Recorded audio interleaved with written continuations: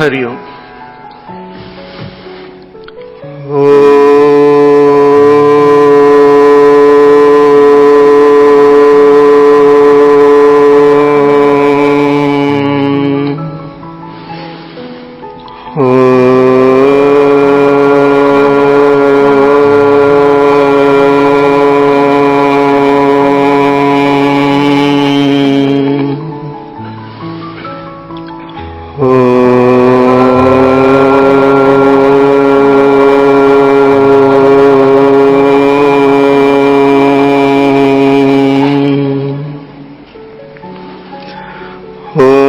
श्री गणेशाय नमः। ओम श्री सरस्वत्यै नमः। ओम श्री सद्गुरवे नमः। ओम समस्त जन कल्याणे निरतं करुणामयं नमामि चिन्मयं देवं सद्गुरुं ब्रह्मविद्वरं भवानी शंकरौ वन्दे श्रद्धा विश्वासरूपिणौ याभ्यां विना न पश्यन्ति सिद्धा स्वान्तस्थमीश्वरम् वसुदेवसुतं देवं कंसचाणूरमर्दनम् देवकी परमानन्दं कृष्णं वन्दे जगद्गुरुं रामाय रामभद्राय रामचन्द्राय वेधसे रघुनाथाय नाथाय सीतायाः पतये नमः।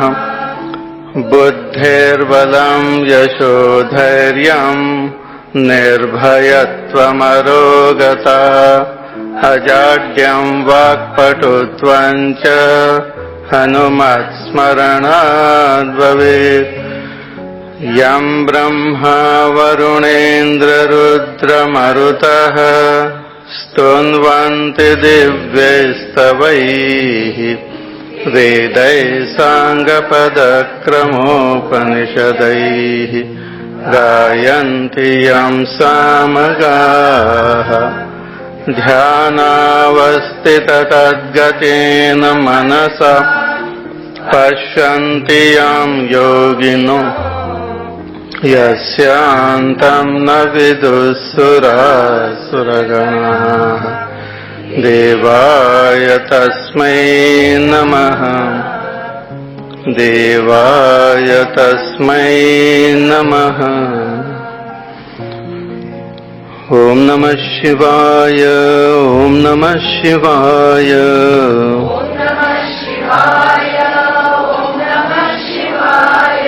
ओम नमः शिवाय। ओम नमः शिवाय।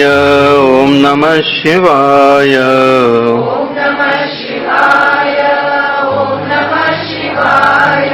ओम नमः शिवाय।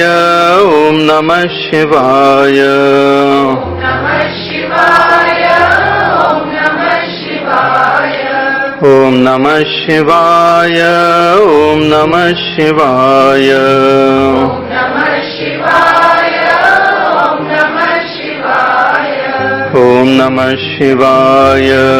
ओम नमः शिवाय।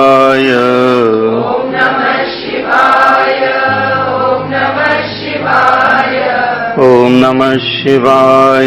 ओम नमः शिवाय।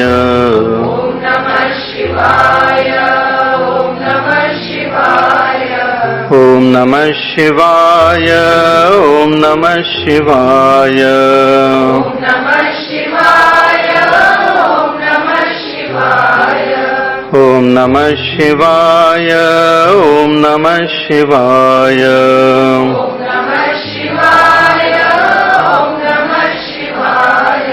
Om Namah Shivaya, Om Namah Shivaya. Om Namah Shivaya, Om Namah Shivaya. Om Namah Shivaya, Om Namah Shivaya.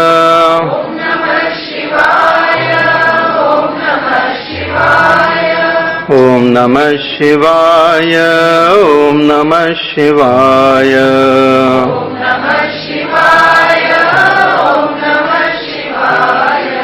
Om Namah Shivaya, Om Namah Shivaya.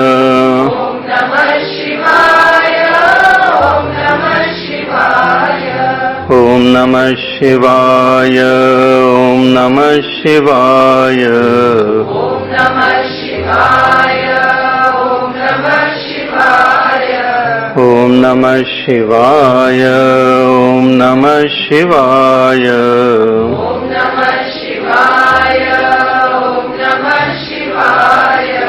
Om Namah Shivaya, Om Namah Shivaya.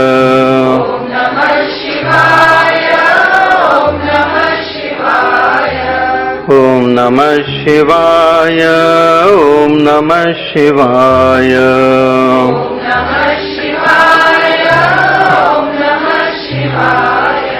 Om Namah Shivaya. Om Namah Shivaya. Haya Namah Parvati Pataye Har Har Mahadev. Hari Om. Happy Holi.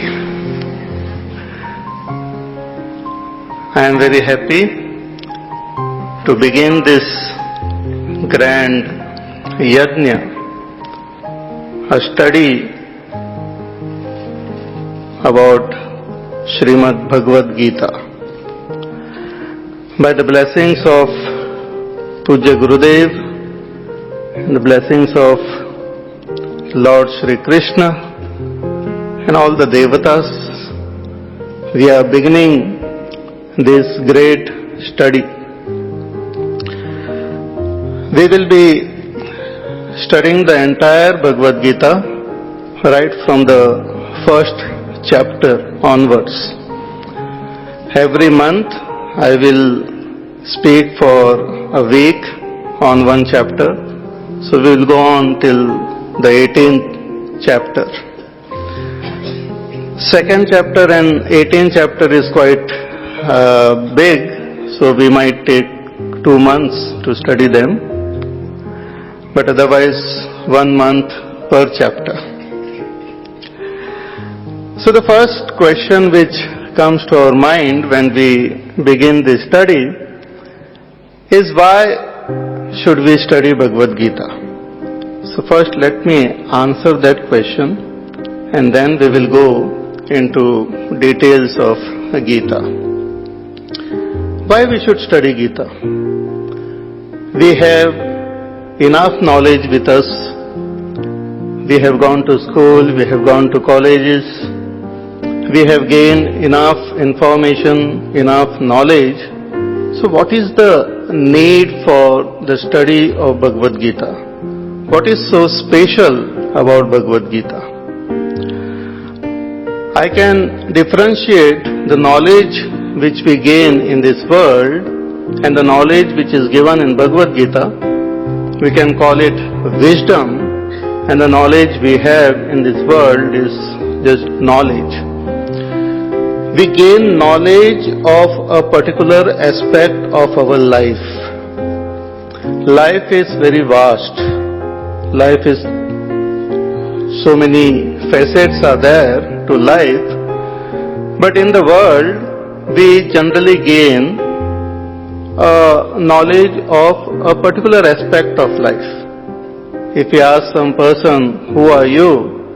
He might he or she might identify with the knowledge which that person has gained and say that I am a doctor, or I am an engineer, or I am a lawyer. But the knowledge of law or knowledge of medicine is only a small aspect of life. Life is not medicine alone. Life is not just law. There are a lot of aspects of life. Life is about a relationship. Life is about finding a purpose in life. Life is about the various emotions which come into our mind. Life is about dealing with those emotions. Life is about expressing our talents or expressing what is there within us completely. For example, a plant, let us say a rose. That plant becomes complete when it blossoms and it gives those beautiful flowers. Similarly, our life is not just a tiny little thing or a little aspect. Lot of different facets are there to our life. And Bhagavad Gita gives us that wisdom which helps us to understand our life completely, holistically. We have in Bhagavad Gita a dialogue between Bhagwan Sri Krishna and Arjuna. Now Arjuna represents all of us.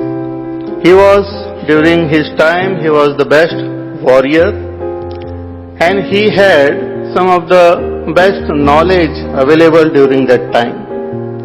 But still, he got totally confused in the battlefield.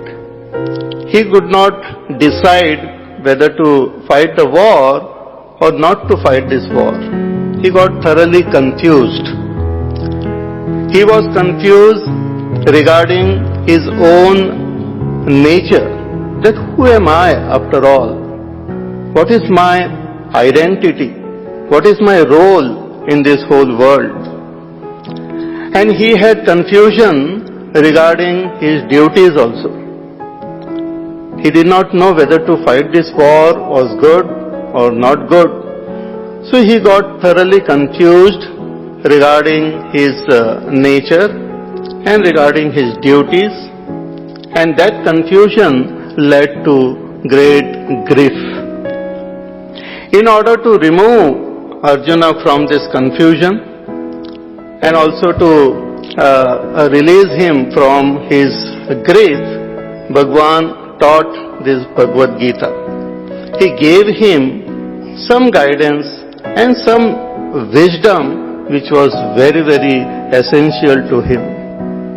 And it is not only essential to Arjuna, but through Arjuna, Bhagwan has given this knowledge or wisdom to all of us. When we study Bhagavad Gita, we will find that our life will get totally transformed. That is one of the most interesting phenomena of this Bhagavad Gita. It is that wisdom which will transform us totally. There is that wisdom in this Bhagavad Gita which will give us, first of all, a purpose for our life. See, a lot of us, when we live in this world, we try to find some goal or other to attain, right from our childhood. I remember as a child, even I had a lot of various types of goals. First of all, when we go to school, looking at our teacher, we want to become like a teacher only. I want to become a teacher. Teacher means ek chadi haath mein lo and then teach everyone. Then as we went through the schooling, various different types of goals came in our mind. Want to become a pilot, want to become an engineer. That becomes like a goal in life. Then we also see various our relatives and friends. Some of them are good, successful doctors. So suddenly we develop that desire, why not become a doctor? I can give medicine, I can cure people.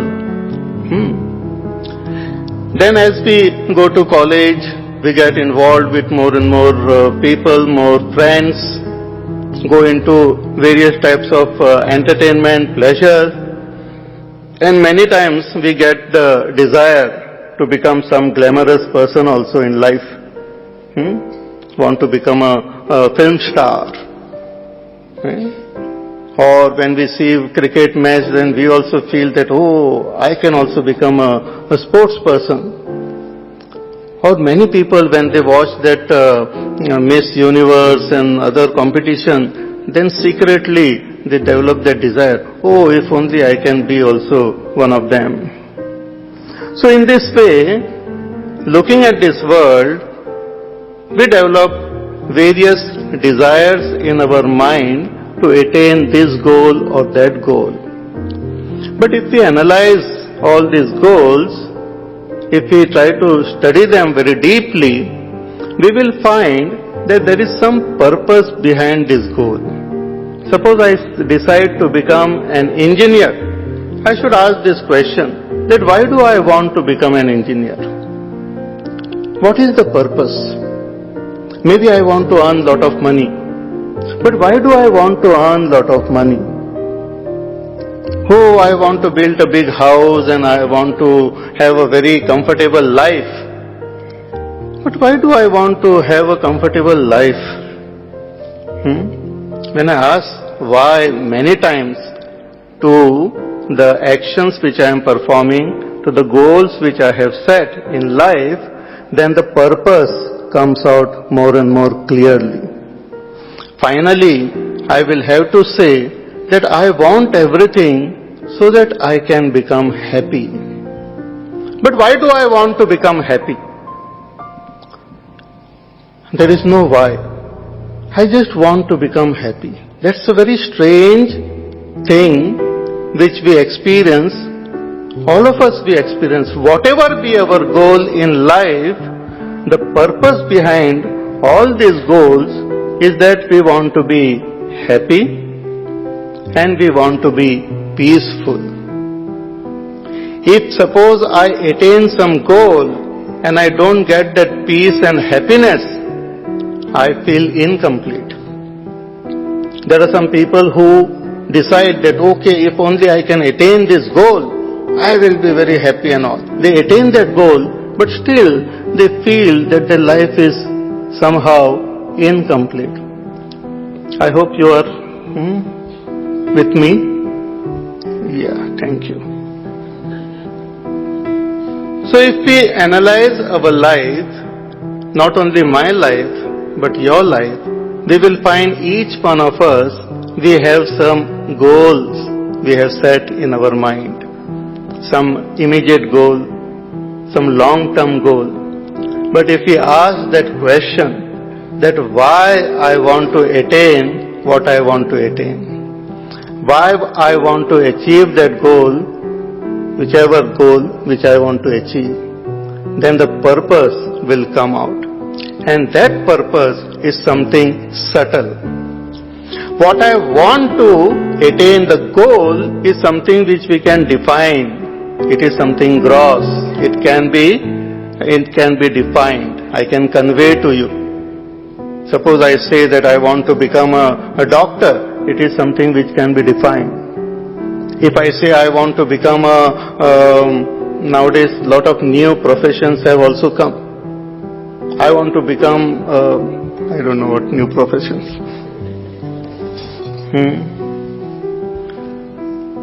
I want to become a band player, maybe music. Or I want to raise some nice breed of horses. It is something which you can more or less understand. Yeah, this is the goal. But what is the purpose is something subtle. I want to be peaceful. I want to be happy. Happiness is the purpose behind everything we do in life. Happiness is something very subtle. Happiness is sometimes gained, sometimes seem to come from the world outside, but happiness is always experienced within. We have lot of money and I feel happy. That happiness is felt within, not in the money, not in the furniture, not in the house, but it is experienced somewhere within. So this happiness or this peace which I feel is what I seek. Not only I seek, but every one of us, we seek this. Therefore in Hindi also when we give Ashirwad, we say Sukh और शांति मिल जाए आपको. सुख और शांति. Not sukh without shanti. Not shanti without sukh. Sometimes sukh is there but no shanti, then it is just pleasure. We throw a party, we get, lot of excitement is there but no shanti. After all people go away, we have to wash the dishes. Because the servants have drunk all the remaining whatever is there and nobody is awake. So there is lot of joy seem to be there, but there is no shanti. But at times we feel, everything is peaceful, but there is tension in the atmosphere. In the world also we sometimes say, the situation is peaceful but tense. So there is peace but no happiness. That means the peace is incomplete, and happiness without peace is incomplete happiness. We want to be happy, we want to be peaceful. And when do we want to be happy and when do we want to be peaceful? We want to be happy now and we want to be peaceful now at all times. Suppose somebody says that after 5 years you will become peaceful and you will become happy. That type of happiness I don't want. I want to be happy here and now. I want to be happy at all times. I want to be happy, when I say I, you also. I want to be happy under all circumstances. I want to be happy without much effort. If someone says that you climb Mount Everest and you will be happy, it's too much of effort. I want to be happy awarefully. Someone says you take some drug or go to sleep, you will be happy. No, I want to be awake and I want to experience that happiness. I want a happiness which is everlasting. I don't want a short happiness. See, this is all that we desire. This is all that we seek in our goals, in our relationship, in our careers, in our day-to-day actions. We are seeking this. We are seeking something which is much sublime. But when we look at our life, we find that somehow we have not attained this. We as humanity, we as human beings, we have gained great strides in different fields. In the field of science, in the field of arts, in the field of music, in the field of medicine, we have gained great strides. We have achieved great things. But still, the human being as such is not very peaceful and not very happy. People who do research, they keep doing this type of research, that which country is very happy, which community is very happy, what type of environment makes a person happy.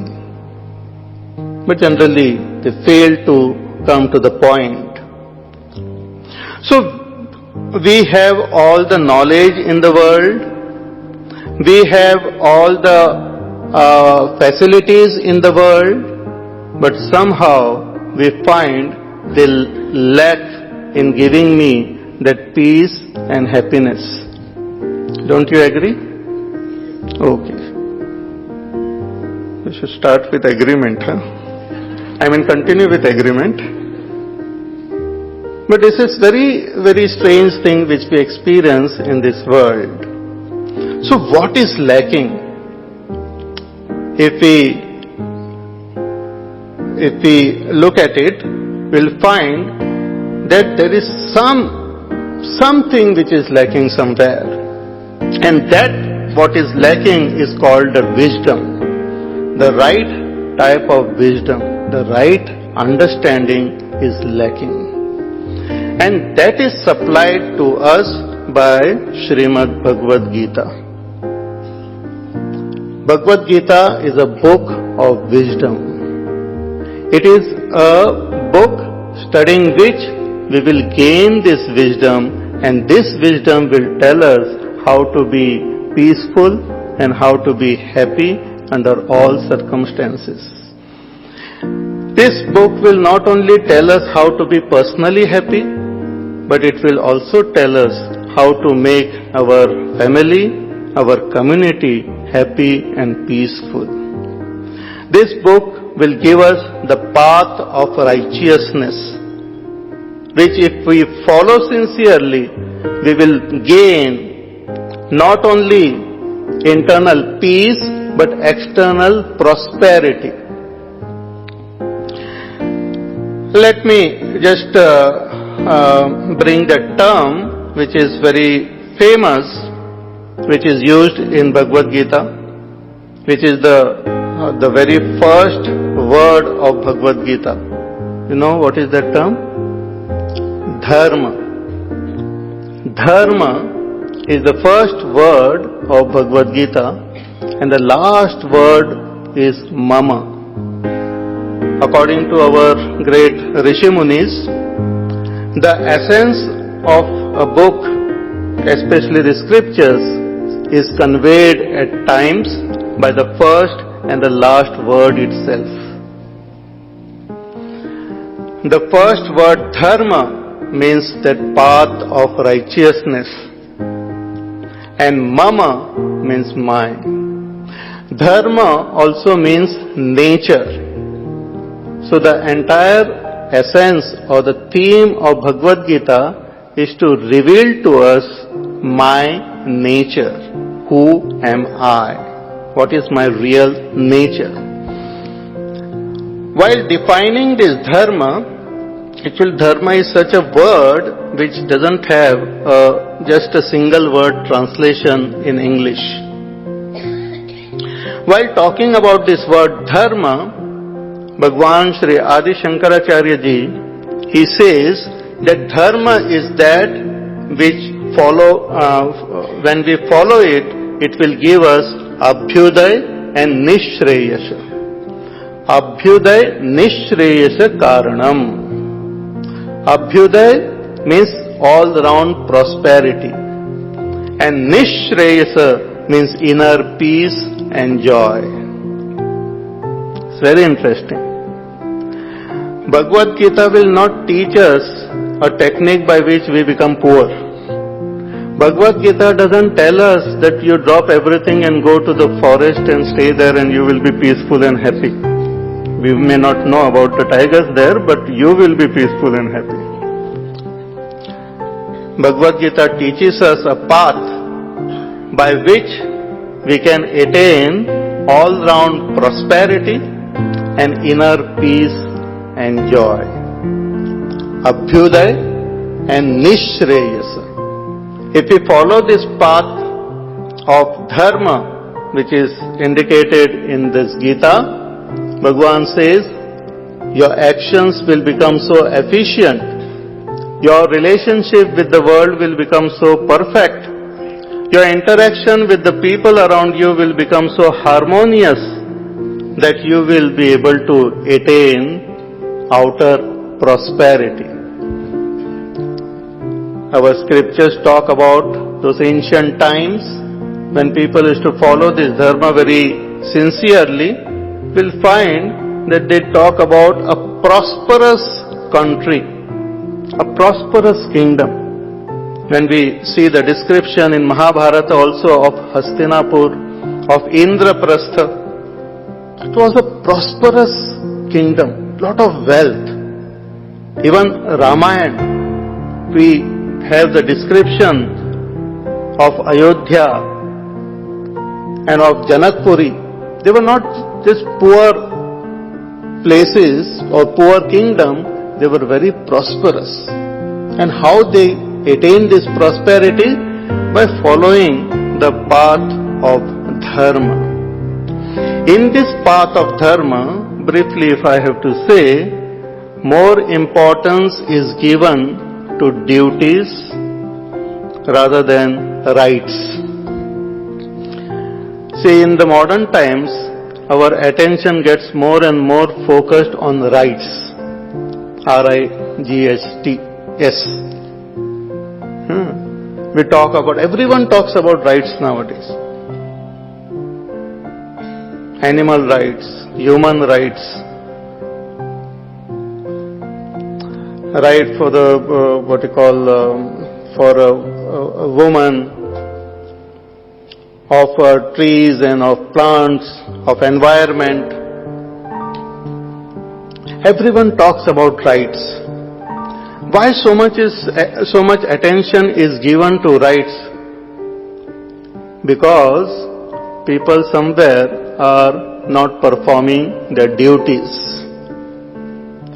When we fail to perform our duties, then we have to talk about rights.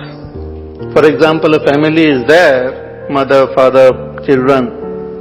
If suppose everyone performs their duties which is allotted to them, the parents, they perform their duties, the children, they perform their duties, then the rights are taken care of automatically. When each and every member of the community performs their duties well, then the rights of the community is taken care automatically. Not only of human beings, but even of animals, birds, plants, everyone is taken care of automatically. So Bhagavad Gita, Bhagwan talks about this path of righteousness also, as dharma. He says, if you follow this path of dharma, you will gain all-round prosperity, and as you gain all-round prosperity, you will also gain peace and happiness within. As we move in our life, we will find our life becoming more and more peaceful, more and more happy within, and the outer situation becomes more prosperous, more harmonious.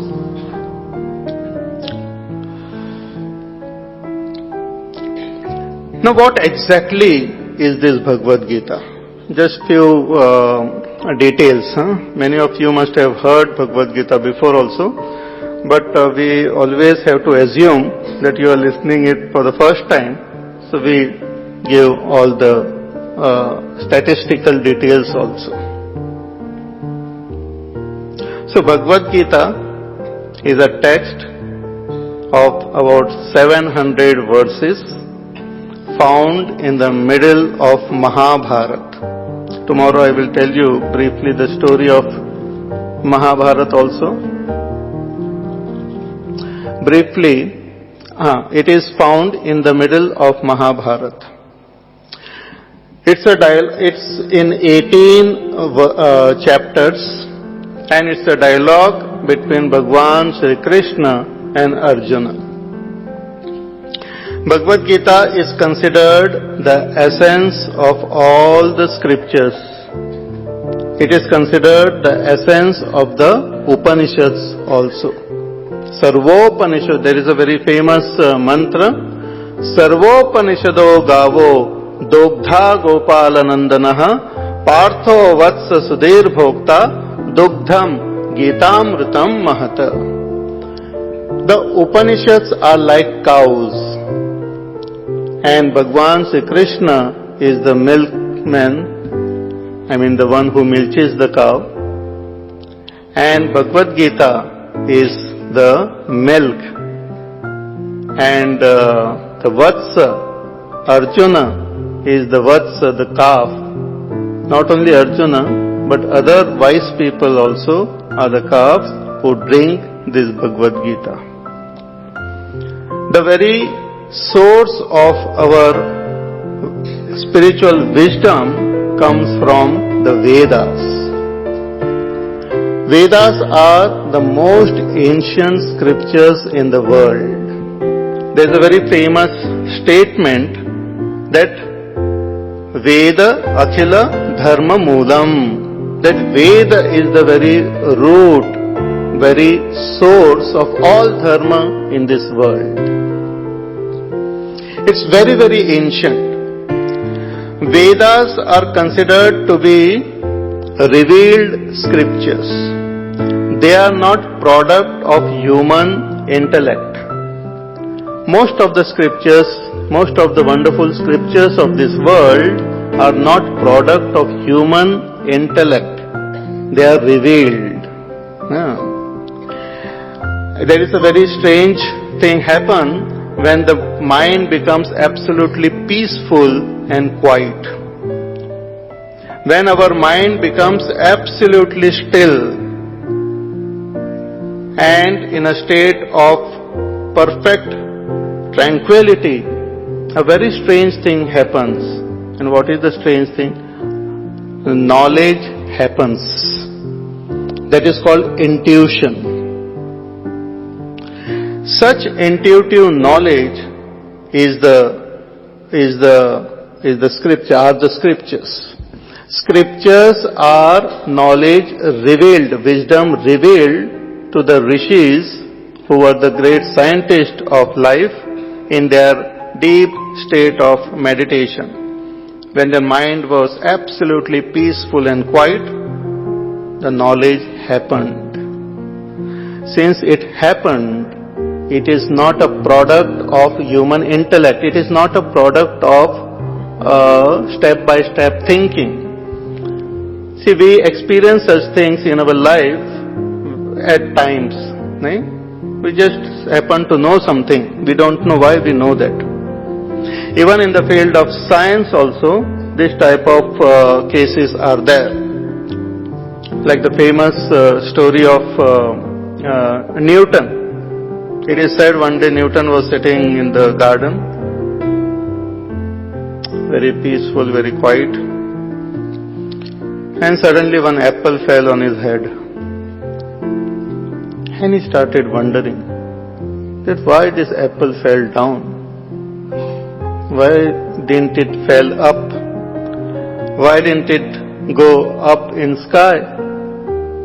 And then suddenly that revelation took place about the gravitational law, that there must be some force within this earth which is pulling that apple towards itself. Even about Archimedes it is said, you must have heard, great scientist. So he was sitting in his bathtub, and that is the only place where you are totally free of all your other worries and all. Best place to relax and enjoy life, bathtub. And during those times, those people were not very regular in taking their bath because water shortage and whatever. So he was totally relaxed. He was thinking about a problem in science, but then he gave up all his worries and he was just sitting in that bathtub, free of all his worries and totally silent. And when he was in that state of complete peace and silence, Eureka! Suddenly that discovery happened. Suddenly he realized the law of buoyancy and all of water. A revelation took place. And that is called a revelation, a knowledge which just comes in a receptive mind and intellect. Our mind or our intellect, when it is peaceful and quiet and calm, it acts like a receiver. just as our television or our radio. When the radio is absolutely tuned properly, it is a perfect receiver and it receives the waves which are already present. Even here where we are sitting, lot of radio waves are there around. FM, AM, MW, BMW, no sorry. Various radio waves are there. But we can't hear because we don't have the proper equipment or it is switched off luckily and it is not tuned. But when we switch it on and it is tuned, we can hear what is already there. Radio doesn't create the music. Radio just receives what is already transmitted. Similarly, the great Rishi Munis did not create the scriptures. They just received this in their deep state of meditation. Therefore, no Rishi Muni claims this knowledge. They don't sign their name after the scriptures. So it's a revealed scriptures. So Vedas are a revealed knowledge in the peaceful, even now in the present time also, if our mind becomes absolutely still, we will gain that understanding within. Once one person approached Bhagwan Ramana Maharshi. Ramana Maharshi is a great saint from South India. A person approached him and he requested, he said, I want to see God. Please help me. He said, you just sit here and be still, not just physically, but mentally also. Be still. And when you become perfectly still, you will know that you are God. Be still and know you are God. In Patanjali Yoga Sutra also, Patanjali Rishi says, Yogash Chitta Vritti Nirodha. That what is yoga? Yoga is the stillness of the mind. No thoughts are disturbing the mind. A person is awake and the mind is still. See, generally when we are asleep, our mind is still. Hopefully. Otherwise there also we start dreaming. But when we are awake and the mind is absolutely still, in that stillness, the seer of the mind gets established in itself.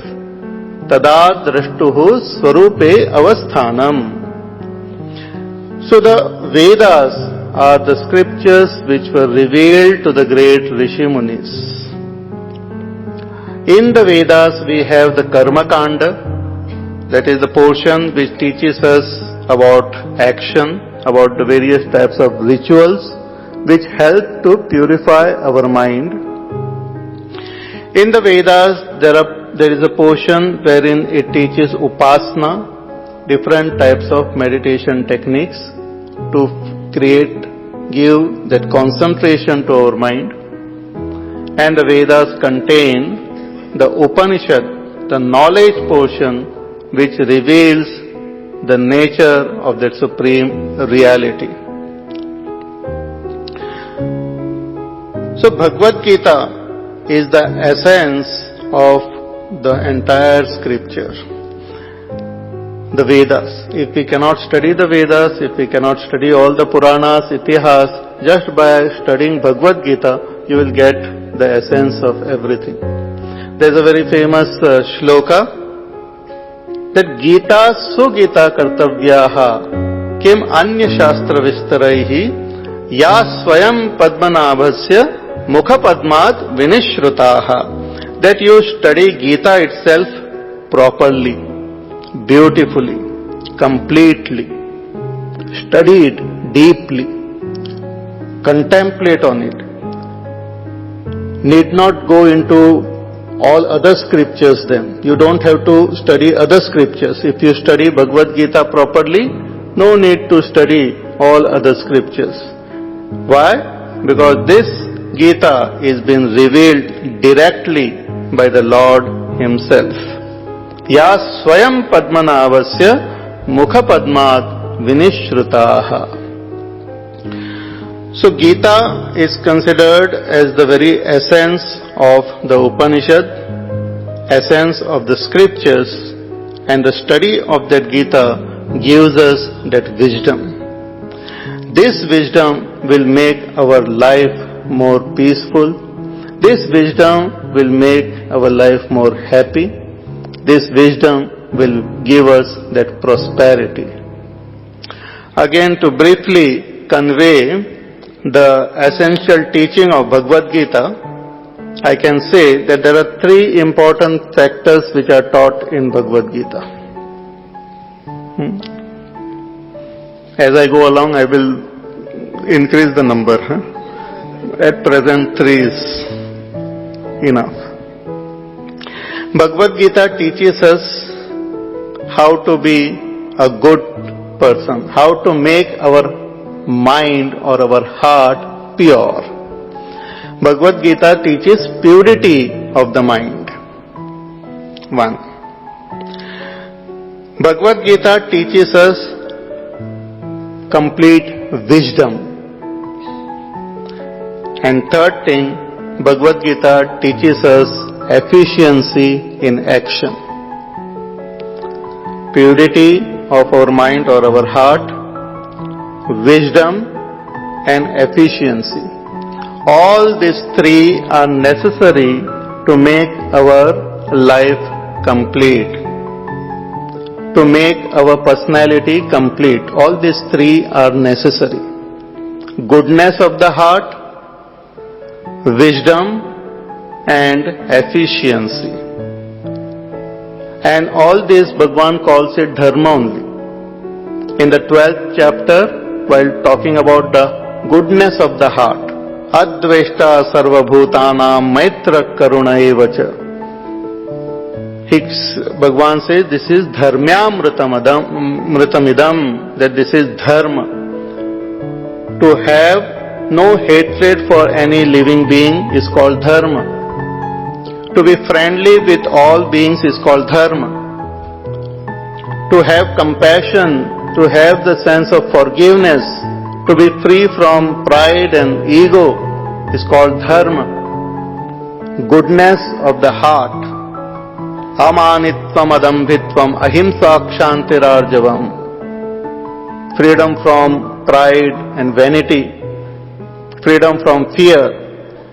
Goodness of the heart is revealed in Bhagavad Gita. What is the meaning of that goodness and how to attain it?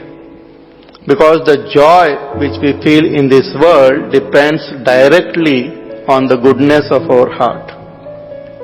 How pure our heart is, we will be able to experience joy. See, when our heart is not very pure, we experience joy when something I get. If I get a lottery, I feel happy. But when my heart is pure, I will be happy even when the other person is happy. I will be happy to see other person happy also. So my nature or my ability to be happy increases. So goodness of the heart. Second thing which Bhagavad Gita will give us is, as I said, wisdom. Jnana, Vijnana, wisdom. Ability to see the world in a different way. When Arjuna came on the battlefield, he saw the whole army in front of him, both the armies. He told Bhagavan Krishna to bring his chariot in between the two armies. He saw both the armies. And Arjuna got totally confused. Bhagavan gave this knowledge. By this knowledge, the vision of Arjuna changed. Wisdom gives us vision. Wisdom gives us a new eye to look at the world. The eye of wisdom. It tells us how to look at the world, how to look at ourselves, how to look at the different situation and the way we look, we experience different things in this world. It changes our vision. I give this example very often about how the change in vision can change our attitude completely.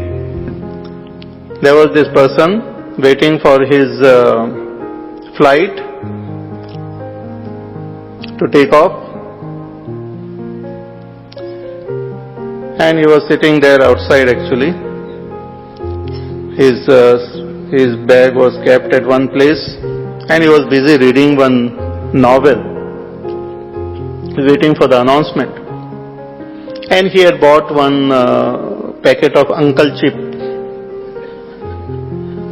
and he had kept it on the chair next to him, and he was reading that novel, James Hadley Chase. I don't know whether people read it now, or some other novel. And he was just picking up one Uncle Chip and eating. And another one lady was sitting on the other chair, and suddenly he noticed that she also picked up one Uncle Chip and started eating. Stranger? Strange? I bought this Uncle Chip and this auntie is eating my Uncle Chip. Very strange. But that person was so involved with the novel that he said, forget about it, let me just take another piece. And he continued eating, and then thinking in his mind that what horrible people are there. At least they should have some courtesy. If she is hungry, she should ask. And he was very furious. Suddenly the announcement happened, and that a lady got up and went. And he also got up, and he started collecting his bag. And suddenly he noticed that there is a fresh packet of Uncle Chip on the other chair. And he realized that is the packet which he had bought, and all the time he was eating the Uncle Chip which belonged to the auntie. When he came to know this, his attitude suddenly changed. Instead of cursing that auntie, suddenly he changed his attitude and he started saying that, that I was wrong all the time. It was I who was selfish, I who was, and she was so kind enough to share the packet of Uncle Chip with me. So vision. The vision can change. When I look at this world, if I think the world is a battlefield and I have to fight to gain things in this world, then that is what I get. I get a fight, because that is my vision. And as per my vision, things happen in this world. If I look at the person in front of me as my competitor, then I have to struggle, I have to fight with that person also. But if my vision changed, if my attitude of looking at that person and the world changes, then suddenly the world also changes. Wisdom gives us that vision. I remember the story of Swami Ram Tirtha also, great saint from North India, and he was going to America, and he was wearing this sannyasi dress, carrying very few things, only one jholi was there with him, one little bag, and he was on that ship which was sailing to America. A lot of other foreigners, other people were there. And this strangely dressed person, people were quite amazed that who is this person? And one person was observing him, that he is not carrying much saman. He seemed to be alone. He is totally in his own world as though, but absolutely peaceful. No agitation on his face, a smile on his face, and moving around on the deck fearlessly. So he approached him, that who are you and where are you going? He said, I am Swami Ram and I am going to America. He said, have you been there before? He says, no, the first time I am going. He said, do you know any person? He says, no. He said, do you have any friend there in America? He said, no. He said, where will you stay? You're going to a strange land, you don't have a friend, you don't have anyone it's a strange place, you can't stay just like that. Who is your friend there? Who will take care of you? Where you will, he will give you food and take care of you in all ways. Who is there? He said, you. You are my friend. You are asking with so much concern in your eyes about my welfare. You are my friend. You will take care of me. Why I have to worry? I will stay at your place. It's a factual thing. And that person was so amazed, he was so touched, because he experienced as though his own, some near and dear one is telling him. He said, yes, you stay at my place. I will take care of you. And he stayed with him for some 6 months or so when he was in America. Because Swami Ram, his vision was, the world is my home. World is not a battlefield. World is not an enemy ground or something. This world is my home and all people are my own. They are my own self. They are not strangers. They are not enemies. They are not some Rakshasas or something. They are my own self. When he looked at them with that attitude, the world also responded to him with that attitude. So this is a very powerful thing which is conveyed in Bhagavad Gita. It gives us that vision, the vision of oneness. The vision of oneness. See, our science, our politicians, our economists, our people in this world, they give us lot of wonderful vision, but all their vision is of division only. They give us vision of how I am better and the other fellow is bad. They give us vision wherein we see differences in the world. And where we see differences, there will be fight. Even if we see differences among gods, there will be fight. If we see differences among religion, there will be fight. There won't be an expression of love. There won't be an expression of kindness or compassion. This expression comes only with the vision of oneness. So that vision of oneness is revealed in Bhagavad Gita very beautifully.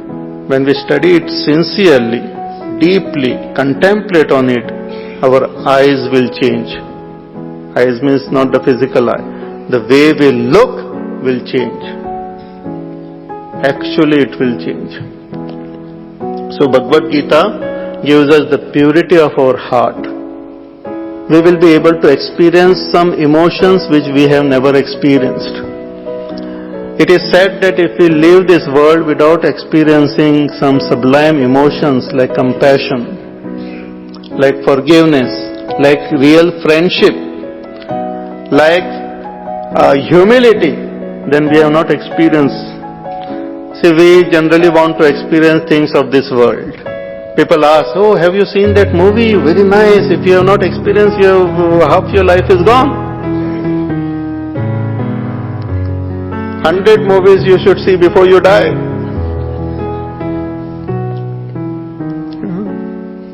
And everyone will have a different list of 100 movies. So by the time you see all this, you will die. It's watching the movie itself.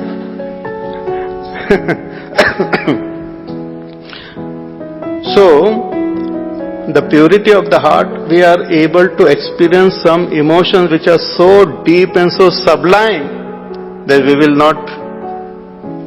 not mind even dying early if we have to experience, if we get that experience of that sublime emotion, like compassion, like real what you call that state of supreme humility, or that experience of fearlessness.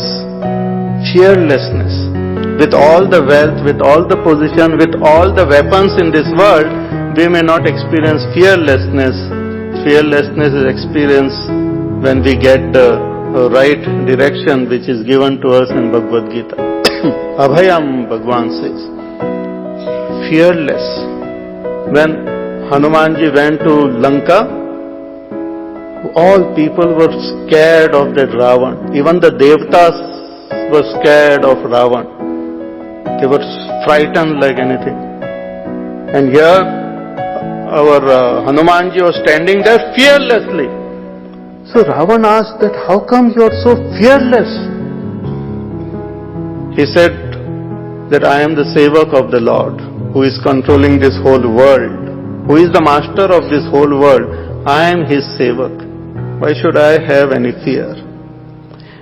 It gives us that fearlessness. It gives us the experience of some of the most sublime emotions which are very rare.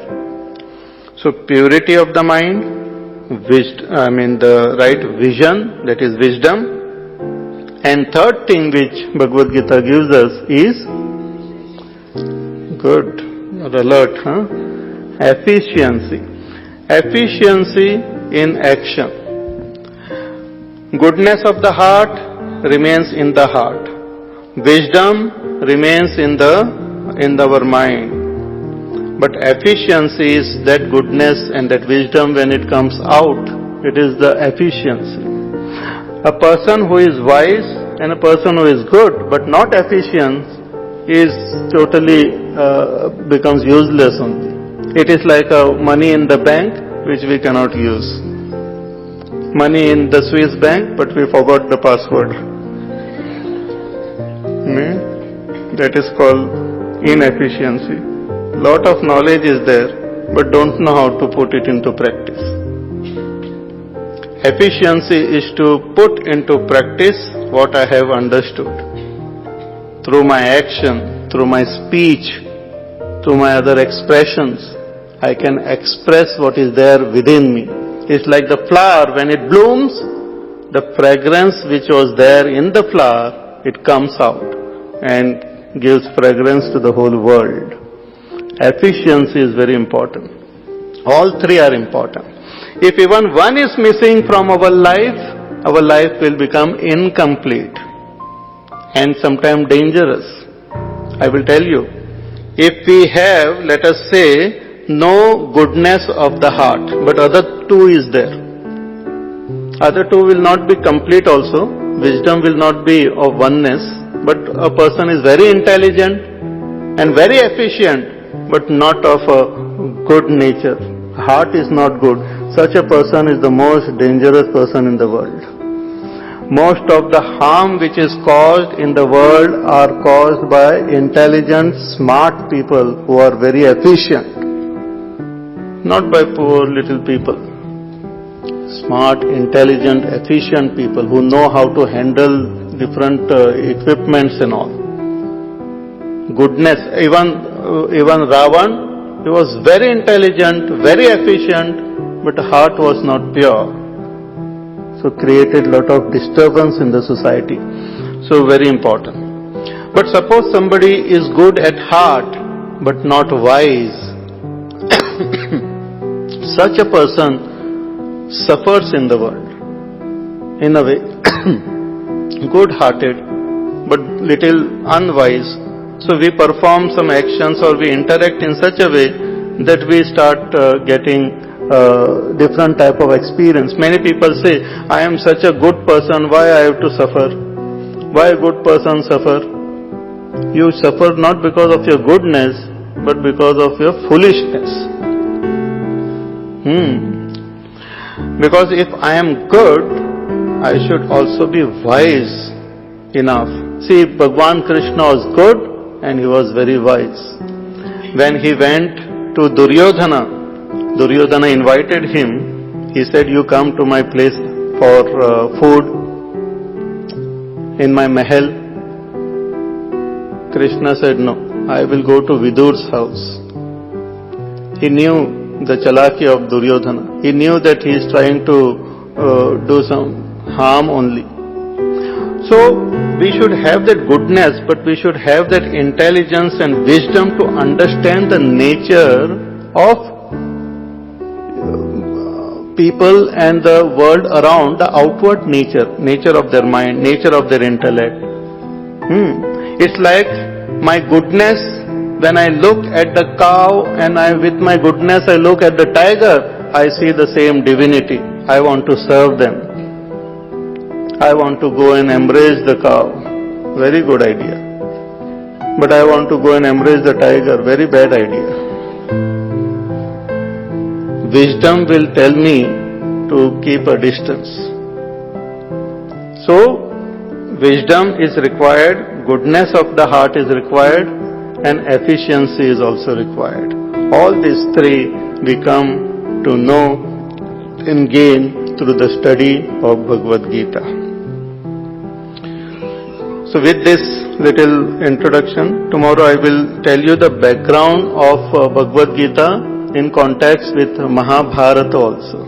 So what exactly is the situation in which Arjuna was taught this Bhagavad Gita? That will make it very clear.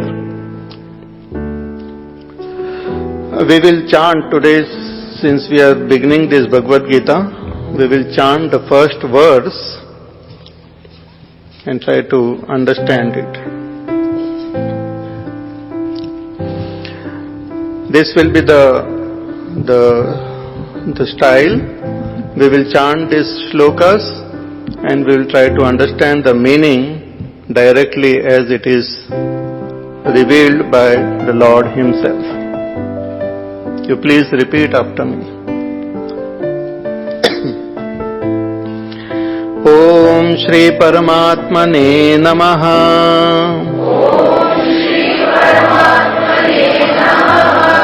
Atha Prathamodhyayaha. Dhritarashtra Uvacha. Dharmakshetre Kurukshetre. Samaveta-yuyutsavaha. Mamaka Pandavaschaiva. Kimakurvata Sanjaya. Together. Dharmakshetre Kurukshetre. Samaveta-yuyutsavaha. Mamaka Pandavaschaiva. Kimakurvata Sanjaya. This Bhagavad Gita is a dialogue between Dhritarashtra and Sanjay. And Sanjay reveals the dialogue between Bhagwan Krishna and Arjuna. So it begins with this question of Dhritarashtra. He is asking Sanjaya, who was his minister, that what exactly happened when my sons, Mamakaha, means his 101 children and all the Kaurava armies, he called them Mamakaha, my people. When my people and Pandavaha and the army and this Pancha Pandav and all, when they assembled, Samaveta, when they assembled,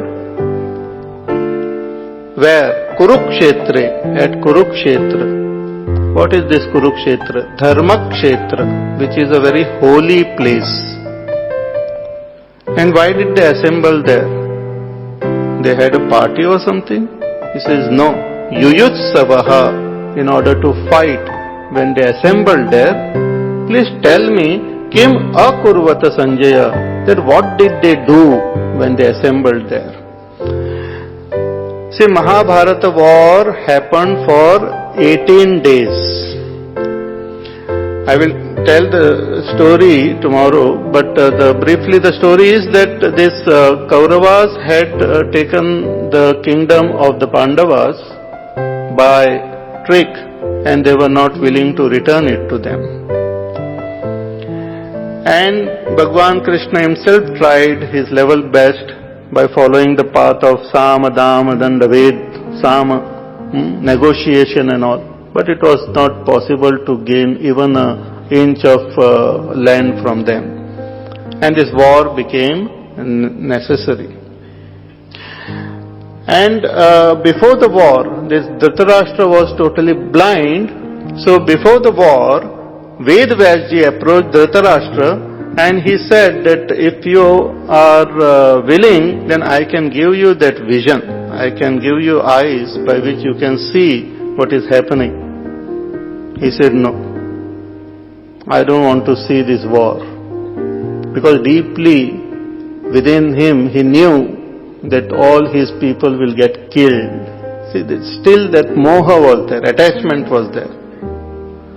He said, I don't want to see this war, but I want to hear about it. I want to know what is happening there. So please give this vision to my minister. He had a minister, a loyal minister, Sanjaya. And to this Sanjaya, Bhagwan Ved Vyasji, who was the very avatar of Bhagwan, he gave him a divine vision. By this vision, Sanjay could hear what is happening in the battlefield, he could see what is happening in the battlefield, he can also know what is happening in the minds of people in the battlefield.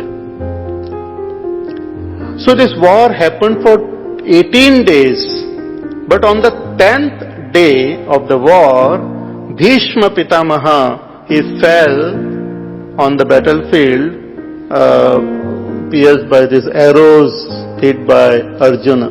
And he was lying he did not die, he was lying on that battlefield, pierced by hundreds of arrows. And he was the commander-in-chief. On him only relied the entire Kaurava force to win this war.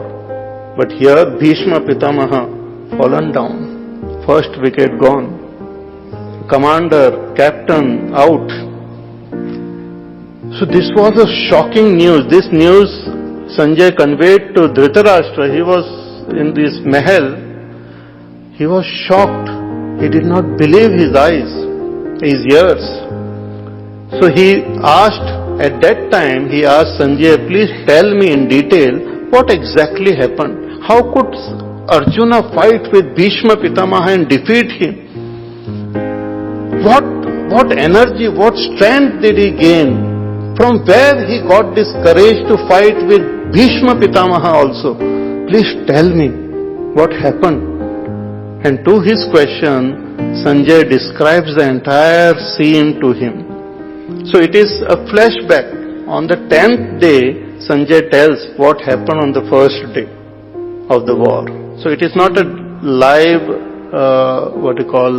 commentary, live telecast. After 10 days, recorded thing. And Sanjay tells him, and that is how the Bhagavad Gita begins.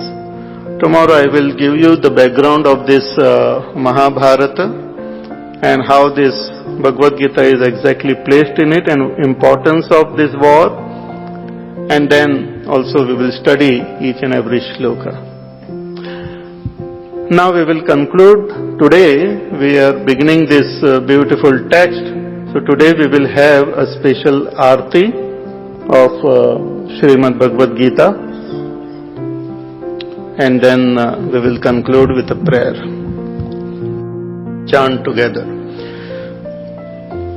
Om Jaya Bhagavad Gita, Maya Jaya Bhagavad Gita, Hariya Kamala Viharini Sundara Supunite. Om Jaya Bhagavad Gita, Karma Sumarma Prakashini Kama Sakti Hara, Tattva Jnana Vikashini Vidya Brahma Para. ॐ जय भगवद्गीते निश्चल भक्ति विधायिनी निर्मल मलहारी शरण रहस्य प्रदायिनी सब विधि सुखकारी। ॐ जय भगवद्गीते राग द्वेष विदारिणी कारिणी मोद सदा भव भयहारिणी तारिणी परमानंद प्रदा। ॐ जय भगवद्गीते आसुर भाव विनाशी नाशिनी तमरजनी दैवी सद्गुणदायिनी हरि रसिका सजनी। ॐ जय भगवद्गीते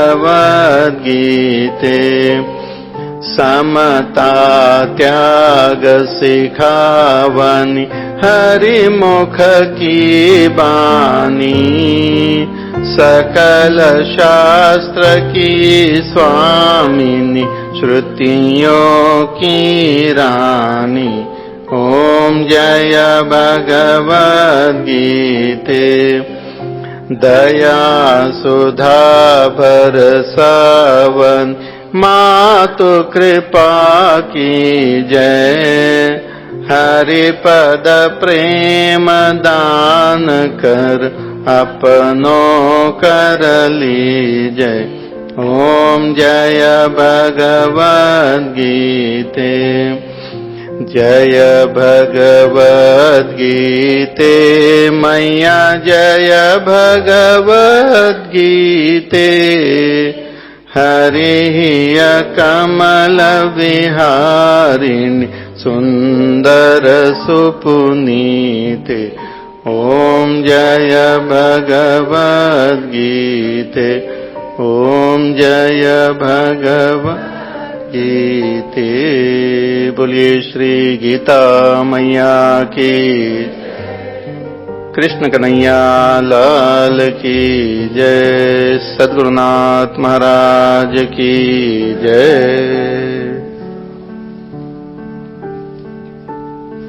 ॐ पूर्णमद पूर्णमिदं पूर्णात् पूर्णमुदच्यते पूर्णस्य पूर्णमादाय पूर्णमेवावशिष्यते। ॐ शान्ति शान्ति शान्तिः।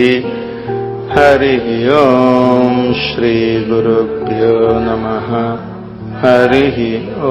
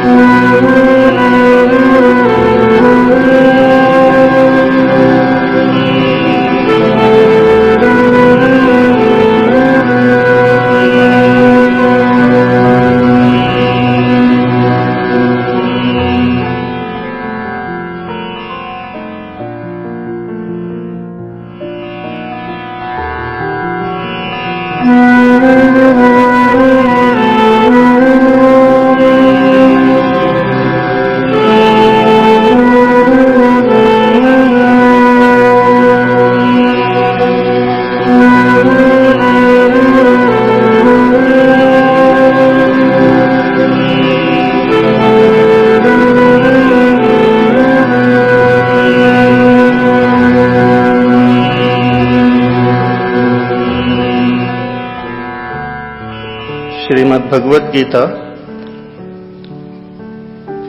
is a beautiful text, beautiful philosophy, the essence of all the scriptures. Study of this Bhagavad Gita will make our life complete. The wisdom which is given in Bhagavad Gita will make our life complete and fulfilling. As mentioned yesterday, it gives us the purity of our heart. It gives us a sublime wisdom of oneness, and also it makes all our action more efficient. The background of this Bhagavad Gita is the Mahabharata. As our Gurudev says, on the canvas of this Mahabharata is painted this beautiful philosophy of Bhagavad Gita.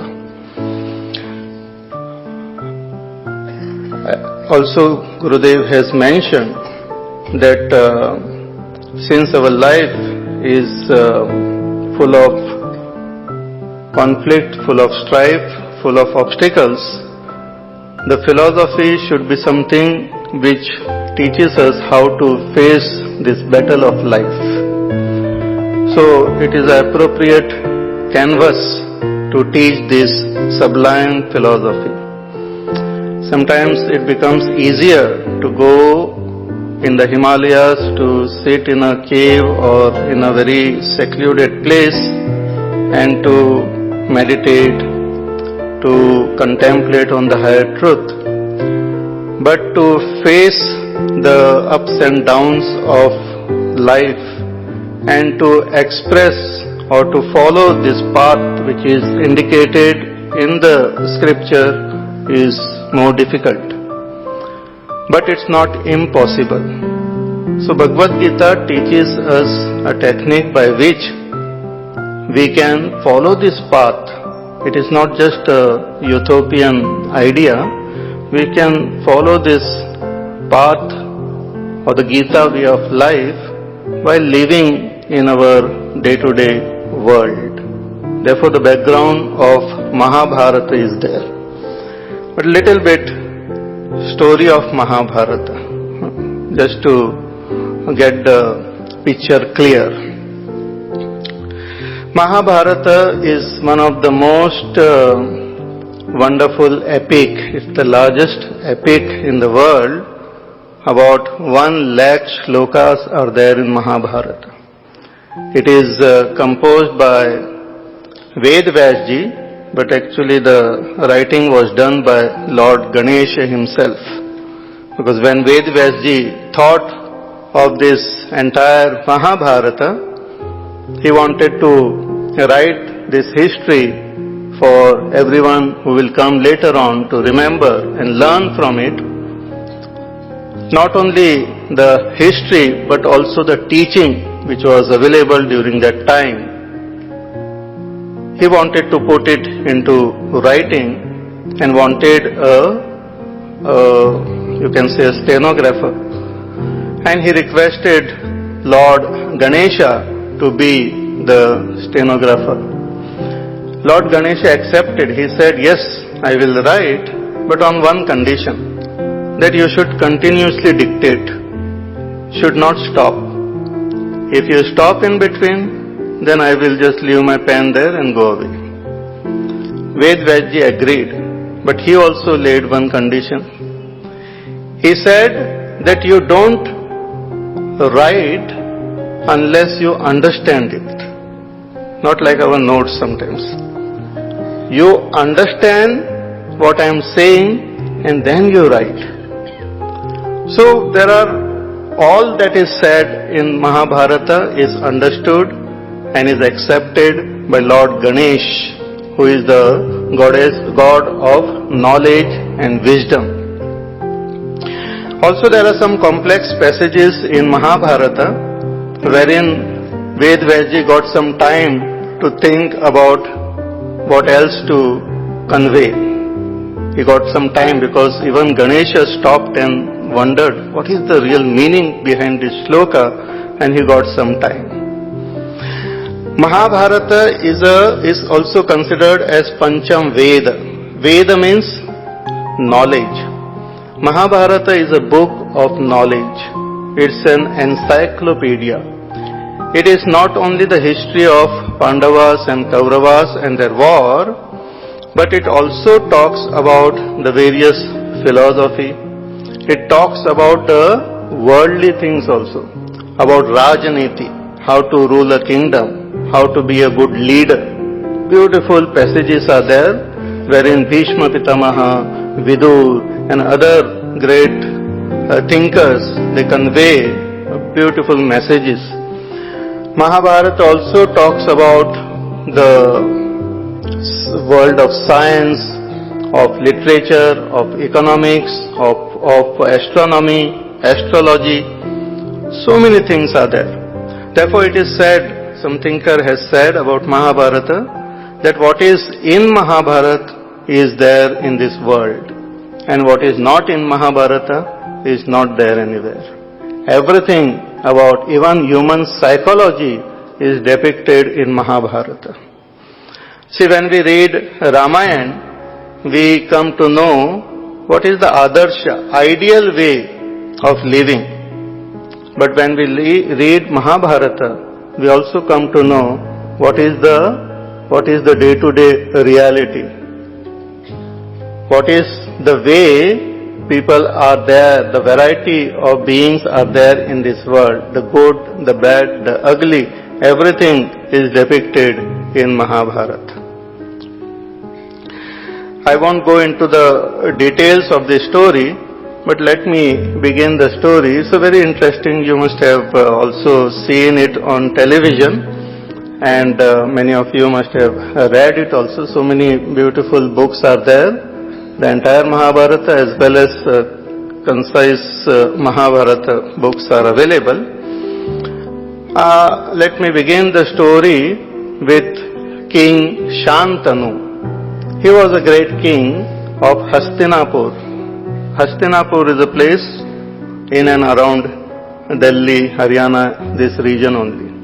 So we are sitting where these great Mahabharata characters used to move around. Even the Indraprastha is here in Delhi. Shantanu was a great king, and he used to rule this kingdom, Hastinapur, which was formed by his forefathers, established by his forefathers.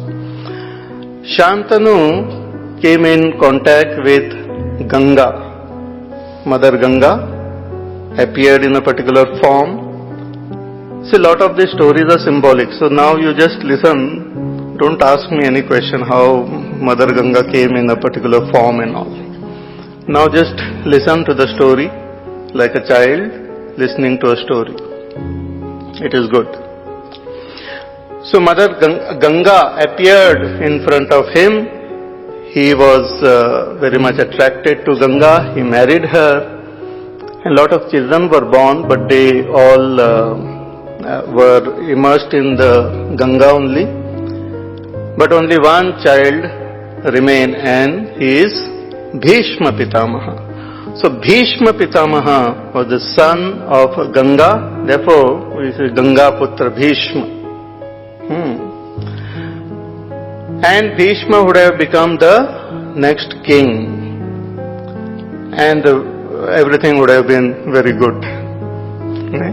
But just as all good stories have a twist, unless there is a twist, story is not a very good story. So what was the twist? Ganga left and went away, and Shantanu was left alone. He was with his son.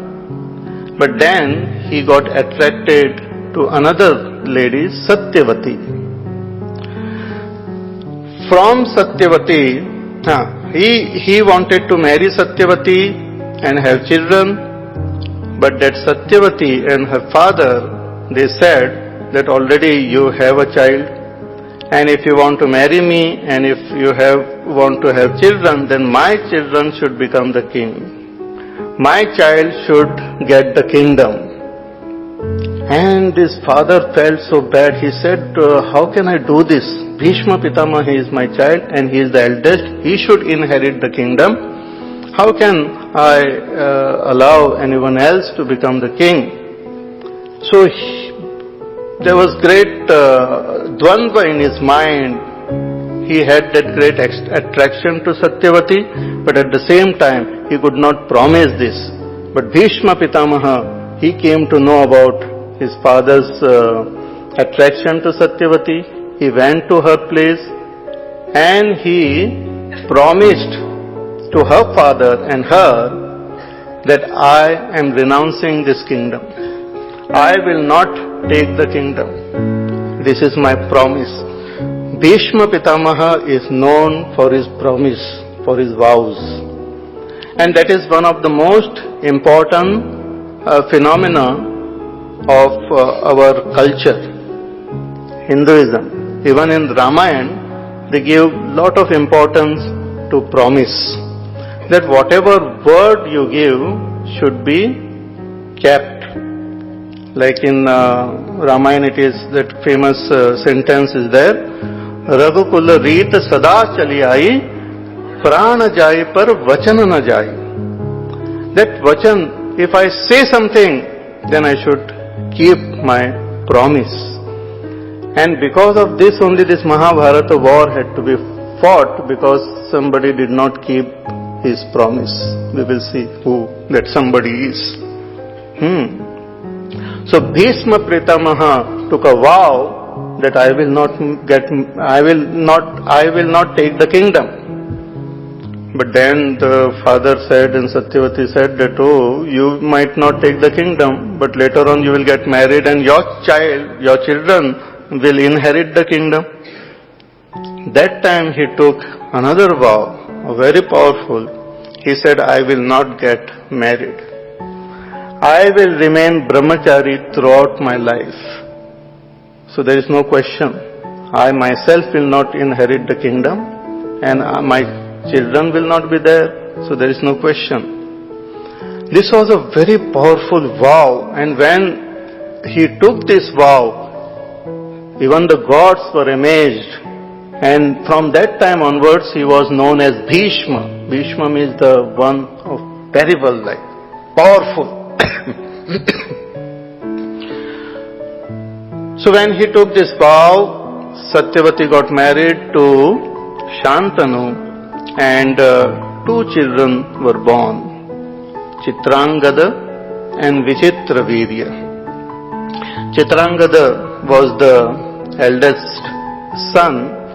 So after Shantanu passed away, Chitrangada became the king of Hastinapur.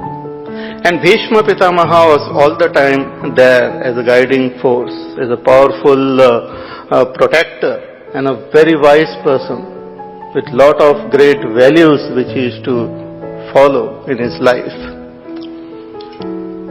But Chitrangada, he had a battle, and in that battle with some gods or someone, he passed away. So when Chitrangada died, Vichitravirya became the king. It's all about the king who inherited Hastinapur. I won't come down to the present, but we'll stop at that period itself. So Vichitravirya became the king, but he was young. So Bhishma Pitamaha, he ruled the kingdom on his behalf. He took care of everything, all the affairs. When this Vichitravirya was to get married, Bhishma Pitamaha himself, he went in search of a good bride for him. In one of the kingdom, there was what you call that Swayamvar was happening. Just like you must have heard about Sitaji's Swayamvar also. So in those days, Swayamvar was the pratha, was the tradition. The girls had the choice to choose. Even now, I think they have. So this Swayamvar was there. And Bhishma Pitamaha went. Lot of other princes and all had gone there for Swayamvar. Bhishma Pitamaha went on behalf of Vichitravirya. And he won that Swayamvar, and he won over three that princesses were there. Amba, Ambika and Ambalika. this is all fresh in my mind because I read this Mahabharata again to refresh my memory. So Amba, Ambika and Ambalika. And Bhishma Pitamaha took them and he was coming back to Hastinapur. On the way, this Amba told him that, see, you have won us over, but I am in love with some other person. And it will not be right for me to get married to this, that Vichitravirya, because I am in love with some other person and it is not fair. So Bhishma Pitamaha, being a very righteous person, he said, yes, that is fair enough. I leave you, you go to that person. That Amba, I will just tell a little bit of that Amba also. So Amba went to this person with whom she was in love, but that person rejected her. He said, you are already won over in the Swayamvar by the other person. How can I get married to you? So she got real dejected. She came back to Bhishma Pitamaha and she said that you marry me. He said, but I have taken a vow not to get married. And there was bit confusion about it. So she took a vow there that I will be the cause for your death. I will destroy you. See, a lot of this type of stories are there in Mahabharata. So this Amba, she died to be born again as Shikhandi. And the Shikhandi was born as a as a female, then again she is to turn into a male, then again is to turn into a female and all. And the Shikhandi became the cause for Bhishma Pitamaha's death. Taking Shikhandi in front, Arjuna shot arrows on Bhishma Pitamaha. Otherwise it was not possible to kill Bhishma Pitamaha. Anyway, so Ambika and Ambalika, they got married to Vichitravirya. And through them, Dhritarashtra was born. Ambika gave birth to Dhritarashtra and Ambalika gave birth to Pandu, the father of Pandavas. Dhritarashtra was the eldest child. So, according to the tradition, he should have inherited the kingdom. But unfortunately, he was born blind. And a person who has got any defect cannot become a king. They should have this thing even now. If you have some criminal records or if you have some defects, and it's true because you can't be ruled by a criminal. So if you have some defect, that person cannot become a king, though he was the eldest, and according to another tradition, the eldest inherited the kingdom. So Dhritarashtra could not become the king, and that remained in his heart maybe, and Pandu became the king. And he ruled the kingdom for some time. Dhritarashtra got married to Gandhari. Gandhari was also a very great lady. See, in Mahabharata, there are these various characters, and if you study them, they are quite fascinating characters are there. Gandhari also was a great lady, and when she got married to Dhritarashtra, she said that since he is blind and he is deprived of all the beauty of this world, the colors, the forms, and since I am his wife, I will also accept this blindness willingly. So she started wearing that patti around her, blindfold, Gandhari. So through Gandhari, Dhritarashtra, he had 100 children. 100. And Pandu married Kunti and Madri. Through Madri, he had or through Kunti first, he had Yudhishthir, Arjuna and Bhima. Yudhishthir, Bhima, Arjuna. And through Madri were born Nakul and Sahadev, the 5 Pandavas. But before Kunti's marriage, another child was born, and he is Karna. So Karna was the eldest, but Karna himself did not know that I am Kunti's son, and others also did not know. Other Pandavas also did not know that we have an elder brother. Just before the war, Kunti went and declared this to Karna. Then he came to know. And there he took another promise that I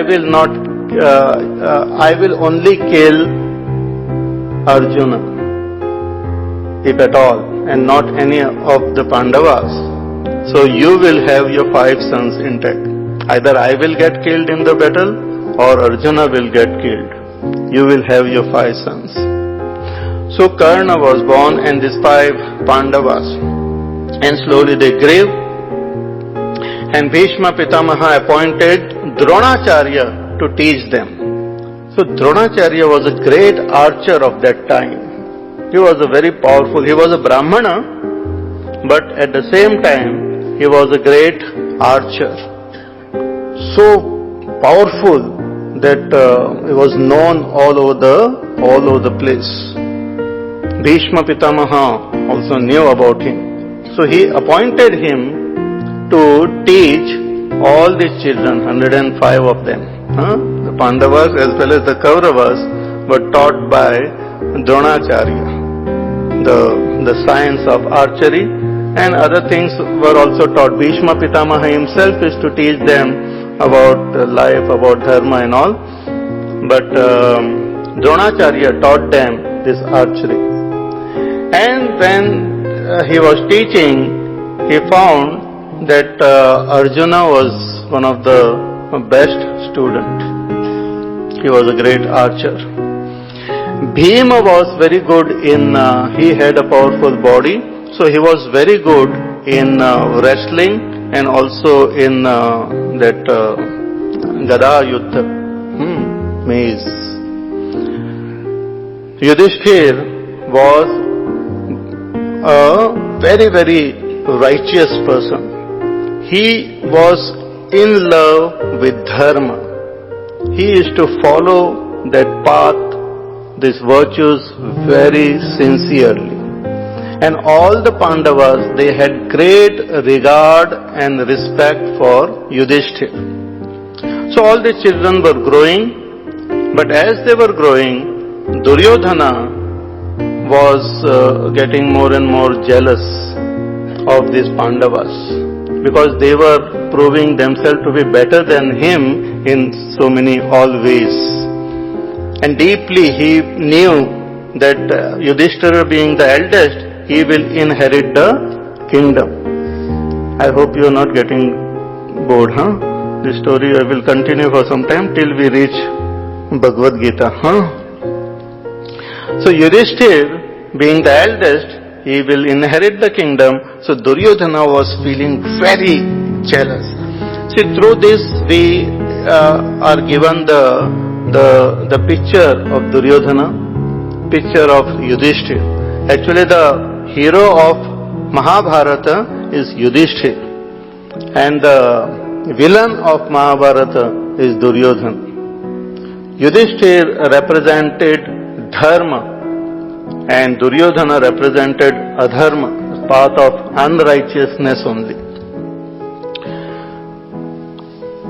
Duryodhana, out of his jealousy, many times tried to kill these Pandavas, and he could not succeed. Once he poisoned Bhima also, but because of his robust, you can say, health and all, it did not affect him. So as they grew, one day when they became of their age, our Dhritarashtra and all declared that Yudhishthir as the crown prince. he will become the king in future. So this brought out all negativities in Duryodhana. He was quite furious like. He approached his father, and father had one weakness, great attachment to his children, especially to Duryodhana. Whether he is right or wrong, he is to be totally attached to him. Duryodhana said that, oh, I want the kingdom, and Duryodhana is to say all sorts of things, and Dhritarashtra is to listen to him. Great attachment. So when Yudhishthira was declared the crown prince, Duryodhana could not tolerate this, and he planned various ways of killing these Pandavas. See, this will bring out the whole character of these Kauravas and the Pandavas also. Then we will know the meaning of dharma and why it is so important. It was important during that time, and it is important even now. Dharma it includes, as I said, lot of things. Dharma includes our duties. Dharma includes the law of that country or nation. Dharma includes all the goodness which we understand and which is indicated in the scriptures. Dharma is a very powerful term. So when Duryodhana tried all methods and he could not succeed, he developed a scheme. He was a great thinking about how to destroy and all. He decided to build a house made up of wax-like thing. And Dhritarashtra also knew about it.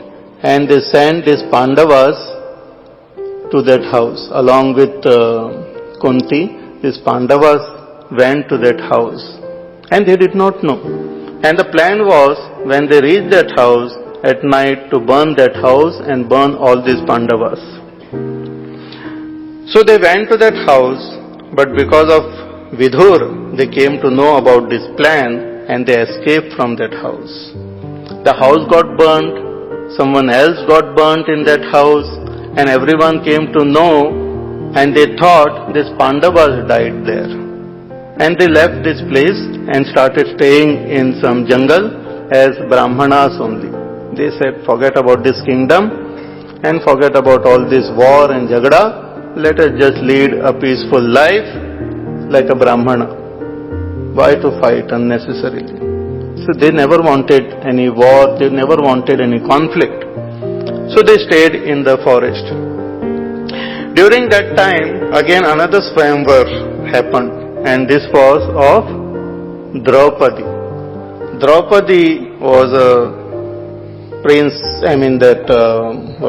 Miss Universe type. A great, very beautiful lady, but of a powerful character. One of the most powerful character in Mahabharata, woman character is Draupadi. Wonderful. Even Bhagwan Krishna, he had great regard for Draupadi, and she also had great love for Bhagwan Krishna. So Draupadi's Swayamvar was there, and they had kept a very difficult task. There was some moving fish or something, a mechanical fish moving, and you have to look into the water below at the reflection of that moving fish and to hit that fish. Some this type of complex, lucky they don't have such thing now, otherwise many would remain without marrying only. So this type of Swayamvar was there, and lot of people came, prince came from various land, even Duryodhana went there, Karna was also there, and these Pandavas in disguise, as Brahmana, they also reached there. And when everyone failed, Arjuna, he approached there. And they thought he is a Brahman, young Brahman boy, And they said, okay, if you want to participate. So Arjuna came there, he took his bow and arrow, looked into that water, and with one shot only hit that target. And people there were amazed. All the Brahmans who were there, they also were very happy. They started clapping and big halla gulla was there in that assembly. And everyone was very happy. And Draupadi was, she got married to Arjuna. And they went back to their place. And Krishna Bhagwan was also there. Balramji was also there. Krishna Bhagwan, since he is Sakshat Bhagwan, realized master, when he saw these 5 people and Arjuna and all, he came to know that they must be Pandavas only. So he followed them behind. He went behind them. So when these Pandavas reached their home, Kunti was inside and Arjuna was very happy. He brought this Draupadi. And before entering the house, he called, everyone knows that, oh mother, I have brought something, a great thing. So mother, without looking, therefore mother should look first. So without looking what he has brought, because whatever they used to bring, she used to tell them to share. So she must have thought something nice thing he must have brought, let them share. So he said, whatever you have brought, share it with all the brothers, you share. So Draupadi got married to all 5 Pandavas. And they lived, Bhagwan Krishna reached there, he came to know about them. Then when they got married to this Draupadi, they developed that relationship with Drupad also, who was a great king. So with the help of them, they got some real strength. And they decided to again come back to Hastinapur and reclaim the kingdom. And there was great pressure on Dhritarashtra also. Bhishma Pitamaha and everyone suggested that you have to give this kingdom to the Pandavas. So not willingly he said okay, and then he said we will divide the kingdom. So Hastinapur was given to Duryodhan and his brothers, and a new place was given to them, Khandoprastha, to the Pandavas, which was totally barren, useless ground. They said, okay, you rule from here and we will rule from here. So everyone will be happy. My children will be happy and you will also be happy. When they got this Khandoprastha, they converted it into a powerful, beautiful kingdom. Very prosperous. With their effort, they converted this barren land into a prosperous kingdom. And it was so powerful that it became more prosperous than Hastinapur. Again, Duryodhana came to know about it, and he again became jealous. He desired to obtain that kingdom also. So he decided all sorts of schemes in his mind. Little fast forward the story, All schemes he started deciding in his mind, and then he took help of his Mamaji came, Shakuni Mama. He was expert in dice and all. So together they plotted a plan of inviting Yudhishthir and challenging him on a game of dice. Now this is another tradition and of a Kshatriya dharma, that if they are challenged, they have to accept the challenge. So Yudhishthira was challenged to play a game of dice, and he accepted, and the game of dice began there in the court. Dhritarashtra, Bhishma Pitamaha, Dronacharya, and they are playing this game, and the game and this Shakuni, he is a very corrupt and a very negative person, and he had some magical dice like that. Whatever he was expert in it, whatever he intended, that number came. So he played on behalf of Duryodhana, and Yudhishthira played, And unfortunately, Yudhishthira kept on losing. Then they started betting. Yudhishthira betted his whole kingdom also. And he lost. Then he kept on all the brothers also. See, when one starts gambling, then always that strange thing is there in gambling that one feels that, okay, I will win now, I will win. And they keep losing everything. So he betted his brother, he lost his brother, he lost himself. Then he even put Draupadi on the, I don't know what it is called, stake. And he lost Draupadi also. That time Duryodhana told that Dushasana to bring Draupadi, and she was dragged by her hair. She was brought on in the darbar, and she was insulted. She was the daughter-in-law of that family and sister-in-law of Duryodhana. All these great elders were there in the darbar. They could not do anything. It was a very strange situation. Bhishma Pitamaha, Dronacharya, Dhritarashtra, all of them were there. And Draupadi was brought. And she was insulted. Dushasana tried to remove her dress also. But she was luckily saved by the blessings of Lord Krishna. But that time it was a terrible situation. And even Bhima, he took some vows, terrible vows in the darbar that I will kill this Dushasana and drink his blood and all those things. Different type of vows they took. They were all hyper. Because here a woman was insulted in the darbar and nobody did anything. And this was the cause it became the cause for this war. It is said in the scriptures that when a woman gets insulted, the whole nation collapses, the whole country collapses. So here Draupadi got insulted and nobody did anything. And Dhritarashtra was shivering with fear. Then suddenly he took charge of the situation and he asked for forgiveness from Draupadi. And he said, please ask for 3 boons. So Draupadi says that in my first boon, I want Yudhishthira to be released from his bondage that he is lost, but he has to be released. Give freedom to Yudhishthira. So Yudhishthira was given freedom. Then in her second boon, she asked for freedom for the rest of the Pandavas and herself.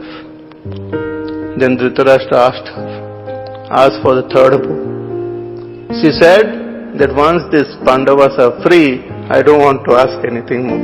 They will take care of everything. So they got that freedom. They went back to Indraprastha.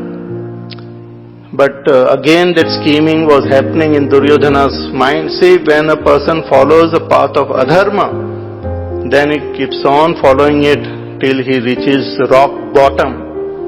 And to fight this adharma is the only way to establish dharma. To destroy adharma is the only way to establish dharma.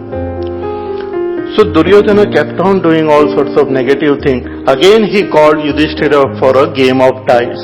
Yudhishthira had to come again. And this time they kept another challenge, a stake, that whoever lost in this game, they will have to go to the forest, renounce the kingdom, go to the forest for 12 years. And 1 year they should remain incognito. They should not be discovered. If they get discovered, then again they will have to go for 12 years and again 1 year incognito. So they accepted and the game was proceeded and Yudhishthira again lost. When Yudhishthira lost, they accepted this defeat and they were ready to go. And there Dhritarashtra promised them that this Duryodhana will only be a trustee of your kingdom. After 13 years, after all this thing is fulfilled, when you come back, you will get your kingdom back. As you have come now, you can just take that kingdom and go away. This was a promise given. So Yudhishthira and all went to the forest. 12 years they stayed. These 12 years they stayed there. They knew that even after this, when we go back, we will not get the kingdom. But they were following the path of dharma, that they have given some promise, they have to fulfill that promise. Even though it is difficult, they have to follow this sincerely. During these 12 years, Arjuna and all acquired lot of weapons from the devatas also. Bhima and all, he acquired special blessings from even Hanumanji he met and got blessings from Hanumanji. Yudhishthira went for a special coaching classes to learn the tricks of dice, and he became undefeatable. He learned specially because they tried to destroy all their weaknesses. That tomorrow if I am challenged, I should know how to win. So all these 12 years they spent also in satsang, because during that time they became very friendly with Bhagwan Krishna also. Krishna was also very fond of them. So they used to spend lot of time in satsang. Just like how we spend time in satsang, they used to have lot of discussion on various aspects of philosophy and life. 12 years they stayed in the forest. 1 year they stayed in hiding in the kingdom of Virat. So they were not discovered. Duryodhana tried to frantically find where they were, but they were in disguise and hiding. And 1 year they could remain there and they were not discovered. So after the completion of these 13 years, they came back to Hastinapur and they said, give back our kingdom. Dhritarashtra was there, so give back the kingdom. Duryodhana said, no, we won't give. And everyone told him that this is not proper, you have to give. Bhishma Pitamaha said, Dronacharya, all the elders, they told him that this is not right, you have to give back the kingdom because it's the promise which you have given and it is not proper to take away somebody's wealth like that. But he did not listen. Even Krishna Bhagwan went there as what? Ambassador, discussing and negotiating. He tried all the different scheme of negotiation, samadana, different ways. Finally, even Krishna suggested that you just give 5 villages to them. Forget about the entire kingdom. These 5 brothers are there. Give 5 villages. Because they did not want to fight and unnecessarily create enmity. So 5 villages you give. They said no. Finally they came down to, they said you give them 5 houses in DLF or somewhere. 5 ghar de do baba. 5 houses you can't give. Duryodhana said no. I will not give even a land which can be kept on a tip of a needle. That much land also will not be given. So then this became too much. It was total adharma, unrighteousness. Snatching somebody's wealth and behaving in this way was not proper. So this Pandavas decided to fight this war and take back their kingdom. Fight for the sake of righteousness. Because when we don't fight against unrighteousness, the unrighteousness grows. Not to oppose unrighteousness is as good as following unrighteousness only. So the teaching of Bhagavad Gita is to remain firm on the path of righteousness and fight against unrighteousness. as our Pujya Gurudev used to say, active resistance to evil, not tolerating evil, not just accepting evil, active resistance to evil, because that evil will destroy you and destroy the entire world slowly and steadily. It's like in our body, if some disease enters, we can't just accept, ne, apna kya hai, chalne do. You have to fight. You have to take whatever medicines required and drive those things out of the system. You cannot say, no, there simple bacteria are there. They just want to remain in your intestine and some in your other organs. No. You have to throw them out. For the welfare of the body, it has to be done. Similarly, for the welfare of the society, for the kingdom, one has to fight this unrighteousness. So, this war became imminent. It became necessary. So, both the Pandavas, Kauravas started accumulating their friends and all their allies together to fight this war. Duryodhana, he met so many people and they made them fight with him. Pandavas also.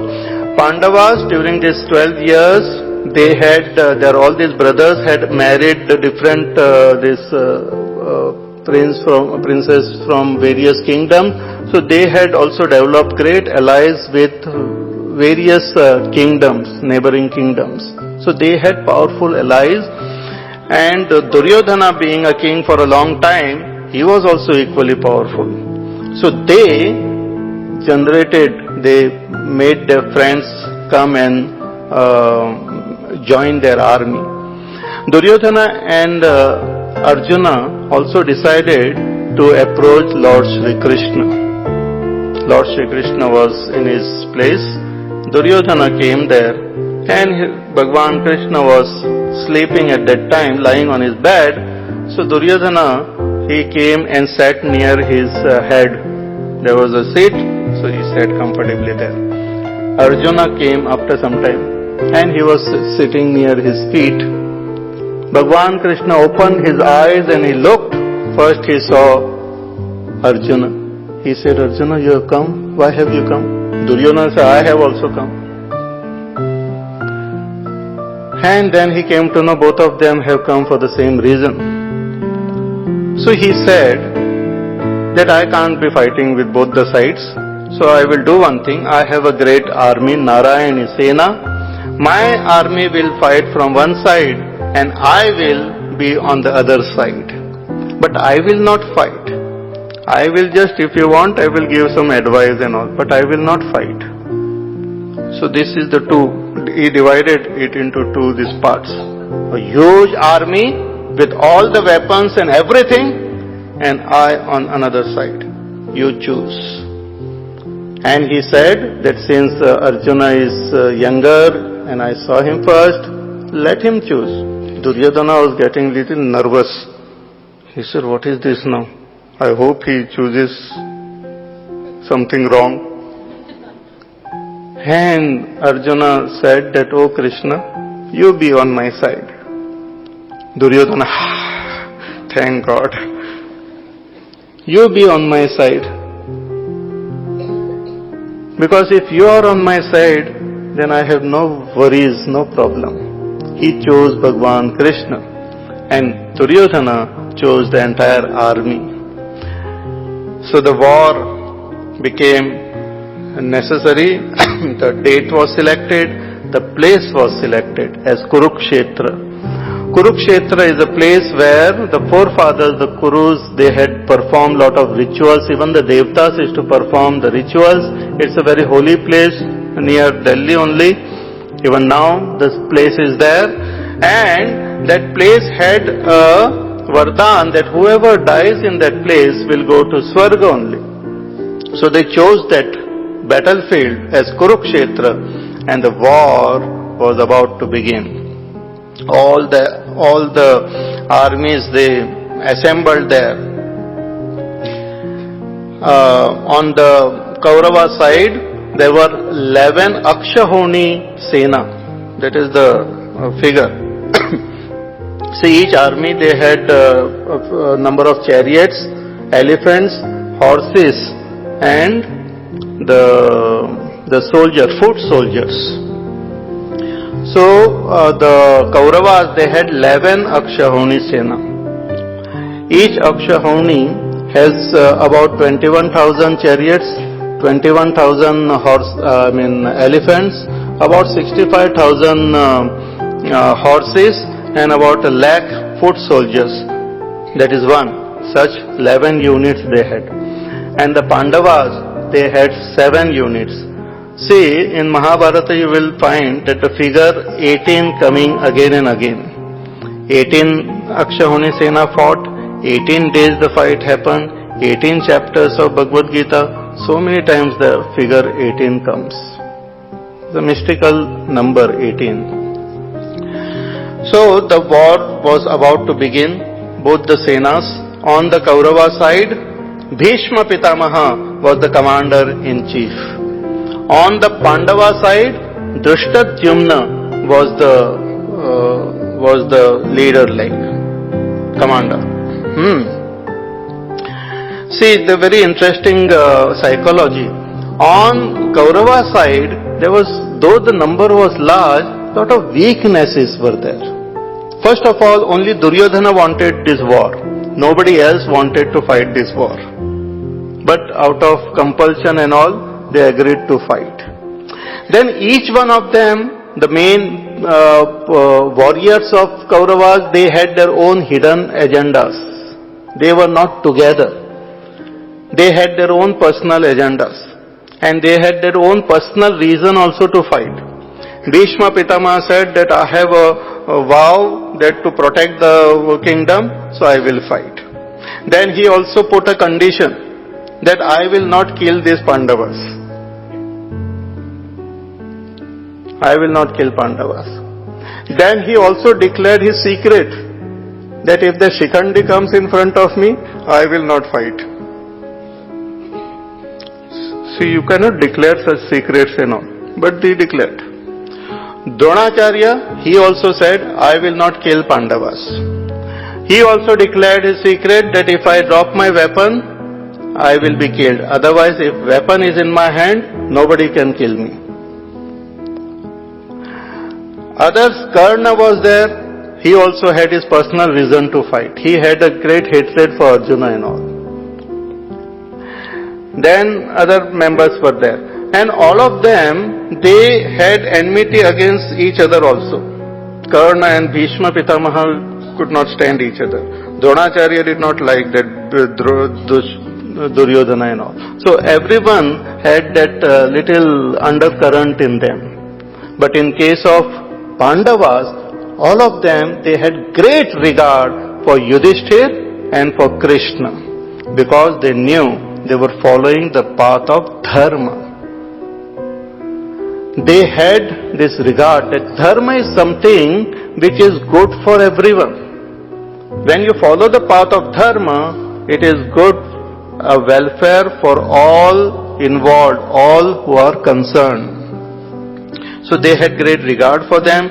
They had a unity.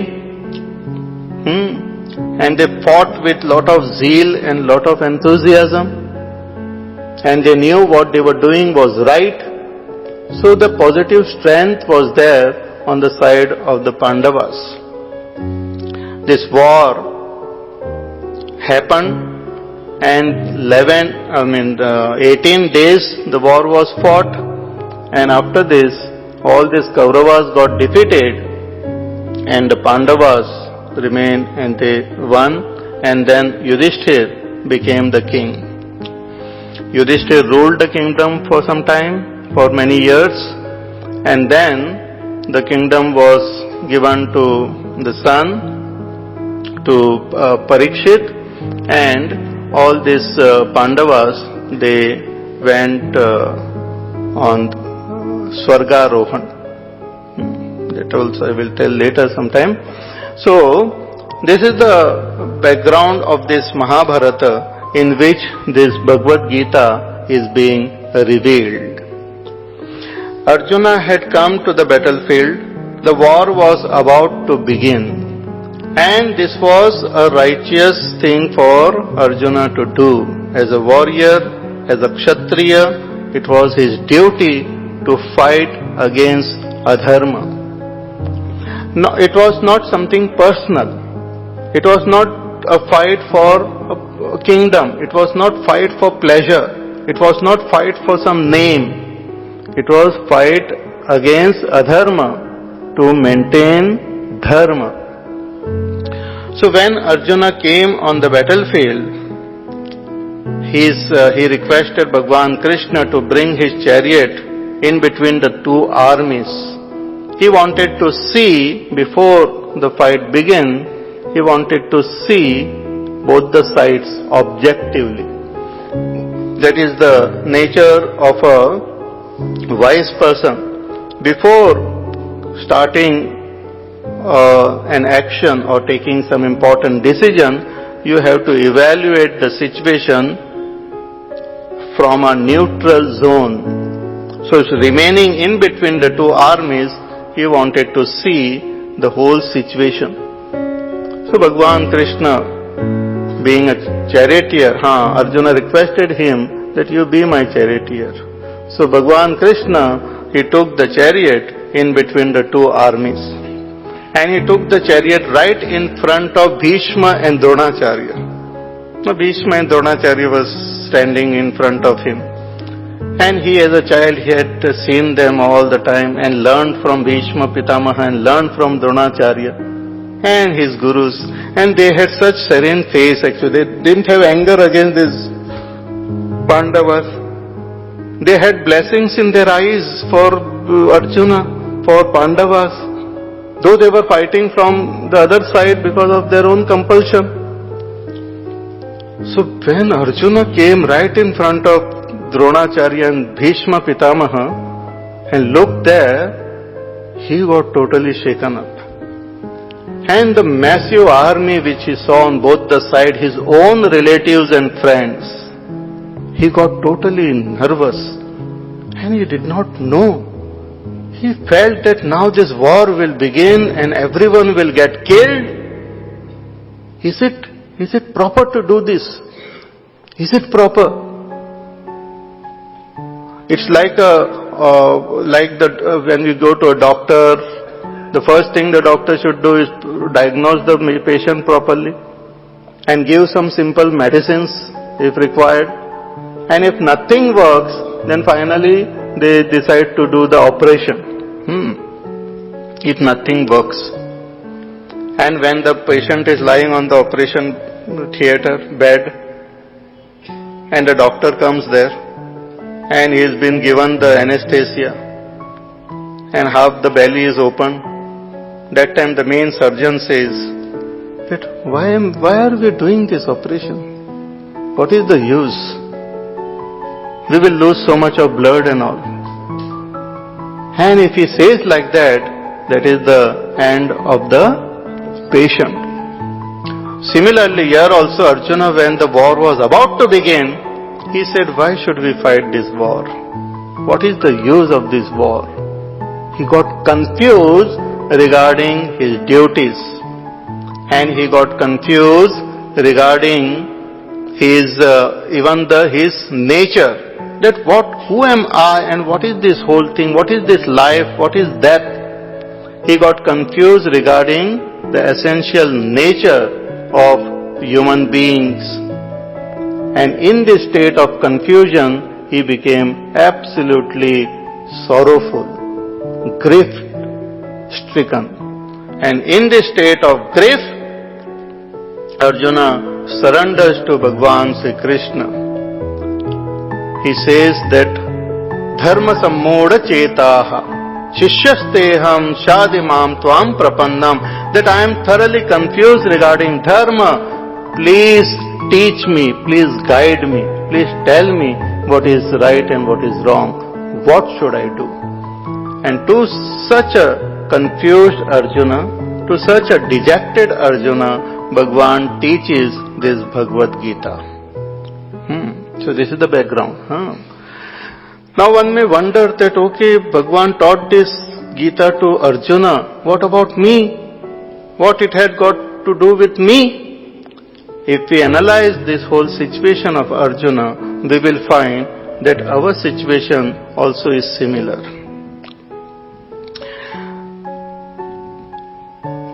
Our sorrow or pain which we experience in this world is generally experienced because of some confusion or other. And this confusion is broadly two types. One is confusion regarding my own identity. Who am I? What exactly is my identity? And another is confusion regarding my duties. What should I do?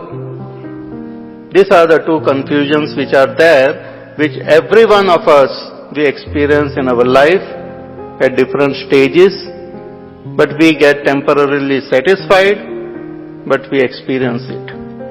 All of us, we have formed an image about ourselves. Every one of us, we have a particular image about ourselves. We can call it a self-view, an image about ourselves. This image is created by our upbringing, our education, our society, our experiences of life, by our friends, our relatives. We create an image about ourselves. Right from our childhood, people start creating images about oneself and about others also. Images about gender also. That you are a girl, you are a boy, you should behave like this. Boys should not do this. Images about a particular khandan also. Thakur ke gharane ke ho aap. You should not behave in this way. This is not done. This is done. So different images we have about ourselves. And all these images are created by our various concepts. And based on these images, we have idea about what is my duty or what should I do. And based on this image of ourselves, we interact with the world, interact with different people. This is very important. Our self-view determines how we interact with the world and how we respond to the various experiences of our life. When I have a very poor and a very low self-image, that I am like that only, that all these sorrows which come in my life is because of my past karmas, that I am a useless fellow,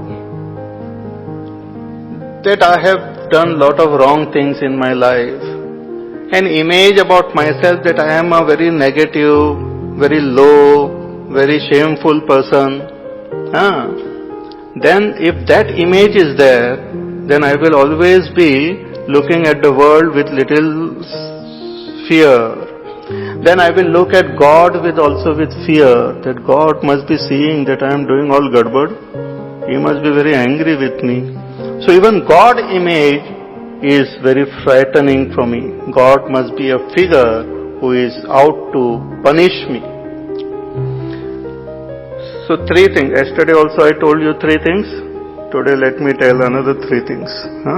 So three करके आहिस्ता हम पढ़ाई करेंगे.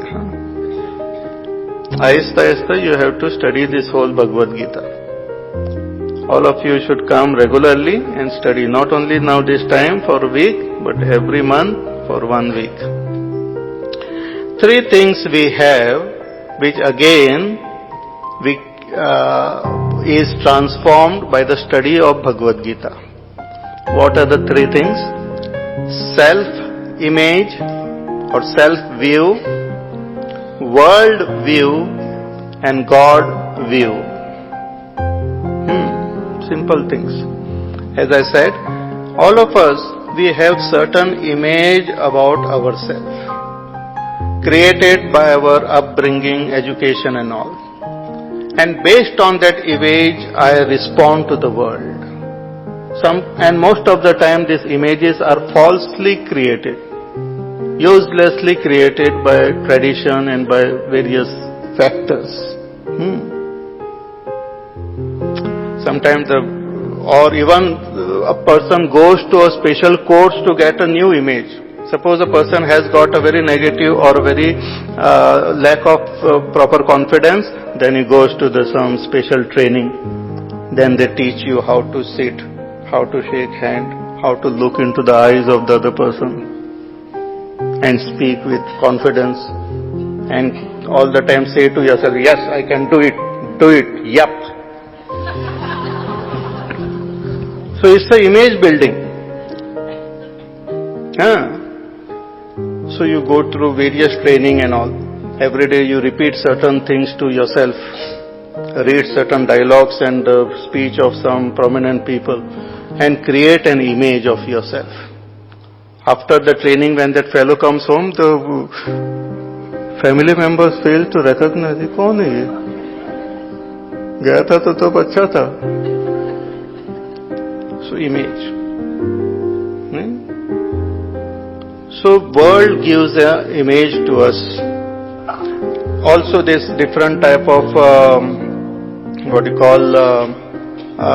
this profession or my personality or whatever different images is there are created, and also I have a different image about the world in which I live.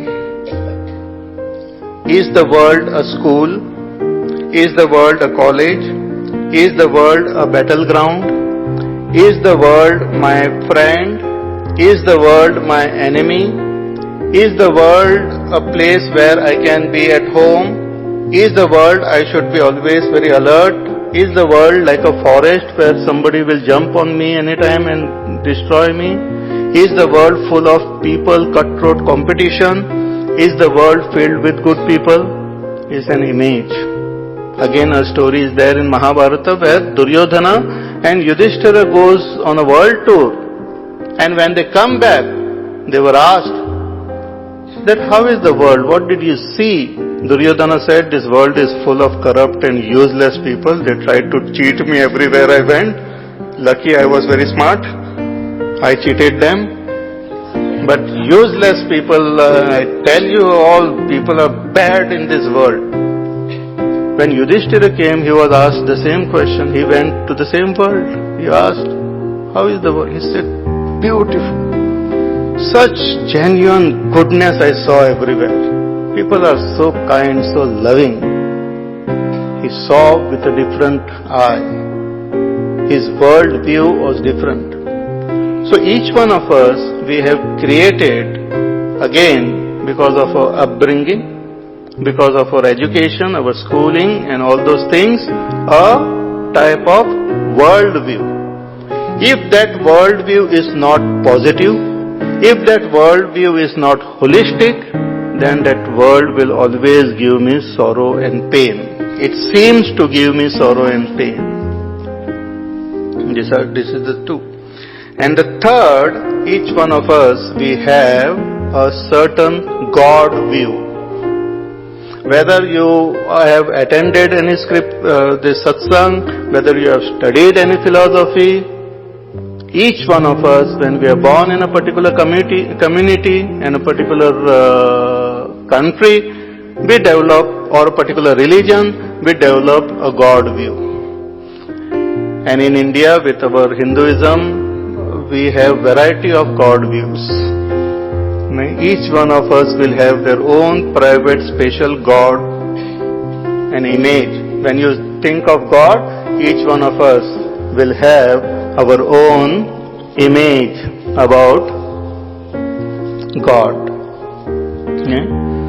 Some will have the image about God being up in the heaven somewhere, and He is like a judge looking at us, checking what we are doing, entering each and every field wherever we are. So He is like a judge.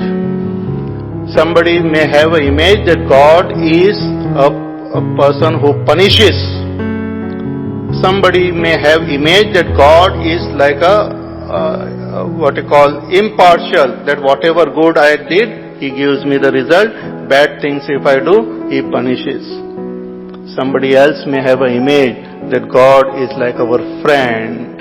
He is kind, He is compassionate. I can be free with Bhagwan.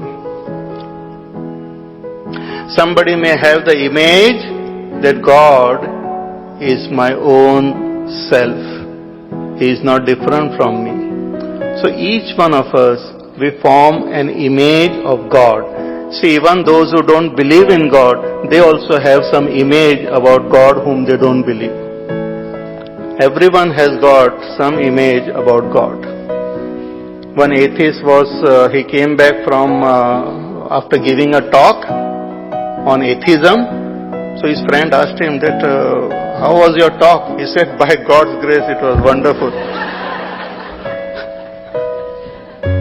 It was superb. So, our God view, self view means not only what I consider myself to be, but what is my view about my life, my death, about my actions, about why I am unhappy, why I am happy, what gives me happiness, what gives me unhappiness. All this is inclusive in self-view. Why I become or why I gain certain things, why I lose certain things in life. So various types of things about myself, about the world and God. Arjuna also, he had his own self-view. That I am a Kshatriya, I am born in this particular family and all. He had his own world view and he had his own God view.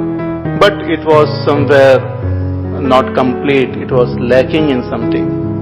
His self-view was incomplete, his world view was not proper, holistic, his God view was totally confused. So Bhagavad Gita, when we study it, it refines, it makes these views proper.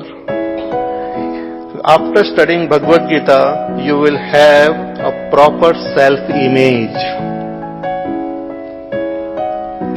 Whatever be your outer situation, you will come to recognize the beauty of your own personality, the beauty of your own self.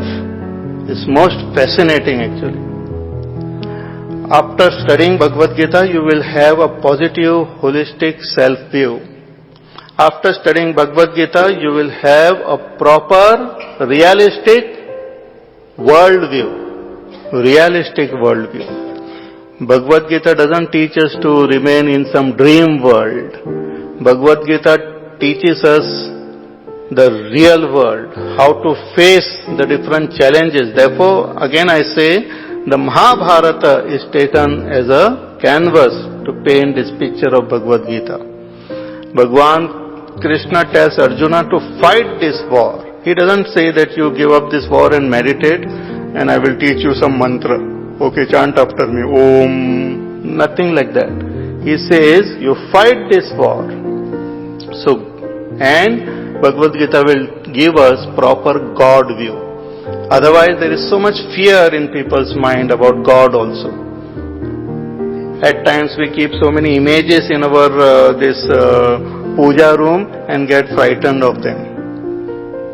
First we start with one image, then our friend brings another Tirupati se aur ek image la ke dete hai. Then somebody says, oh, this is a very beautiful Krishna I found, I bought it for you. So that is also kept there. Then this is, I went to that Varanasi, I brought the Shivalinga for you, and then that is also kept. And somebody, Hanumanji also is there. Then Durga Mata is also there. Then some other South Indian Ayyappa Bhagwan is also there. And Kartikeyan is also there. And some other difficult names also Bhagwan is there and you keep them. Many times when you are given that, they tell you who that Bhagwan is, but afterwards you forget the name. You keep looking at them but you don't know who this person is. But anyway, you have to show the agarbatti to him also. Then you show this. Then you show this. That is the unfortunate part of this God view. Even though our country is so rich and the great philosophy is there, the confusion is there in our mind about the nature of God. There's confusion in our mind about nature of the world and confusion in the mind about our own nature. These confusions are removed when we study Bhagavad Gita. Arjuna is made just a nimitta. Through Arjuna, all of us are given this beautiful message. So let us chant again the first verse. Om Shri Paramatmane Namaha.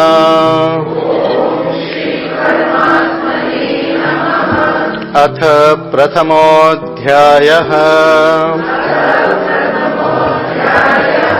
Dhritarashtra Uvacha. Dharmakshetre Kurukshetre Samaveta Yuyutsavaha Mamakah Pandavascheva Kimakurvata Sanjaya. Together. Dharmakshetre Kurukshetre Kamaveta Yuyutsavaha Mamakah Pandavascheva Kimakurvata Sanjaya. Bhagavad Gita begins by salutations to Paramatma. Om Shri Paramatmane Namaha. Prathamo Adhyayah. It begins with a question by Dhritarashtra. So Dhritarashtra asked this question on the 10th day to Sanjaya, that, oh Sanjaya, that what did my sons and the Pandu's son, Pandavas, when they, sons means along with the army and all, when they assembled on this great place, Kurukshetra, which is a Dharmakshetra, which is a very holy place, dharmic place, but they had assembled there to fight. Samaveta Yuyutsavaha Kim Akurvata Sanjaya. What did they do? With this question begins the whole Bhagavad Gita. Sanjaya first describes what Duryodhana did. He tells about Duryodhana because Dhritarashtra was interested more about Duryodhana. It's very beautiful, the psychology you can see. Sanjay first begins by telling about Duryodhana. Slowly he moves the subject from Duryodhana to Dronacharya, to Bhishma Pitamaha, and then he comes to Bhagwan Shri Krishna and Arjuna. And once he comes there, he remains there till the end. For a blind person, for a person who is attached, if you want to teach Bhagavad Gita, start from where he is. For people who come to listen and all, start from their own story about themselves, about their grandchildren, and slowly take them to Bhagavad Gita. So here also, Dhritarashtra first heard about Duryodhana, then he heard about Bhishma, Dronacharya, but then his attention was shifted to Arjuna and Krishna, and the beautiful dialogue between Krishna and Arjuna was revealed to him. So what exactly is this dialogue? That we will see as we go along. So we'll conclude now with a prayer. So please close your eyes and we'll chant Om 3 times and pray.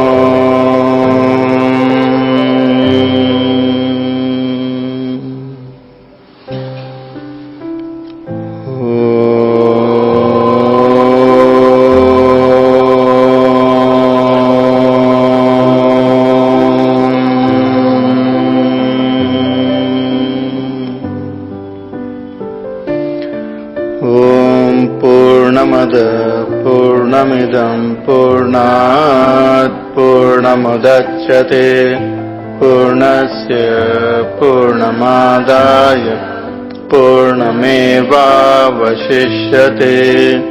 Om Shanti Shanti Shanti. Hari Om Shri Gurubhyo Namaha. Hari Om.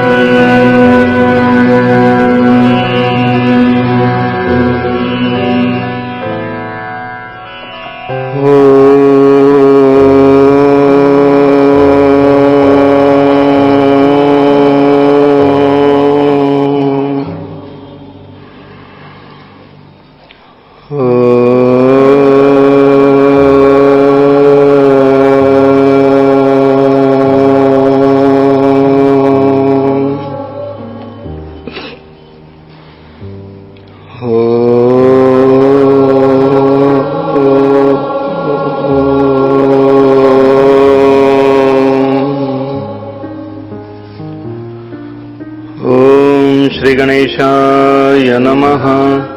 Om Shri Saraswatye Namaha. Om Shri Sadgurave Namaha. Om Samasta Jana Kalyane Niratam Karunamayam Namami Chinmayam Devam Sadgurum Brahma Vidvaram Bhavani Shankaro Vande Shraddha Vishwasarupino Yabhyam Vinana Pashyanti Siddha Swantastamishwaram Vasudeva Sutam Devam Kamsachanuramardanam Devaki Paramanandam Vande Jagadgurum Ramaya Ramabhadraya Ramachandraya Vedase Raghunathaya Nathaya Sitaya Pataye Namaha. Buddhir Balam Yashodhairyam Nirbhayatvamarogata Ajadyam Vakpatutvancha Hanumat Smaranad Bhavet.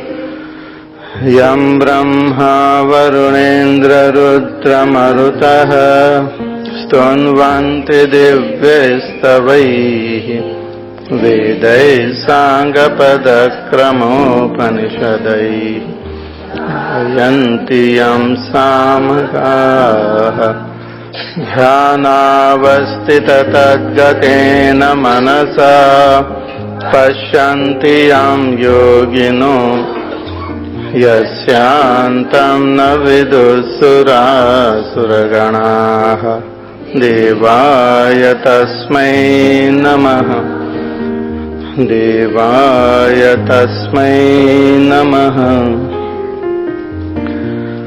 Om Namah Shivaya, Om Namah Shivaya.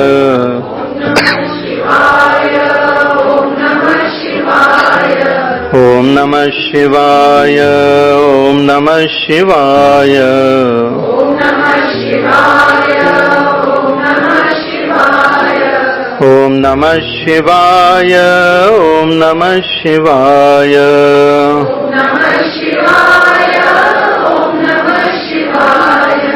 Om Namah Shivaya, Om Namah Shivaya. Om Namah Shivaya, Om Namah Shivaya. Om Namah Shivaya, Om Namah Shivaya.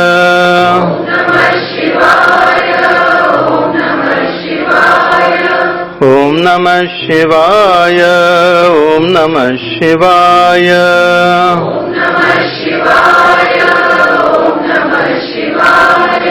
Om Namah Shivaya, Om Namah Shivaya.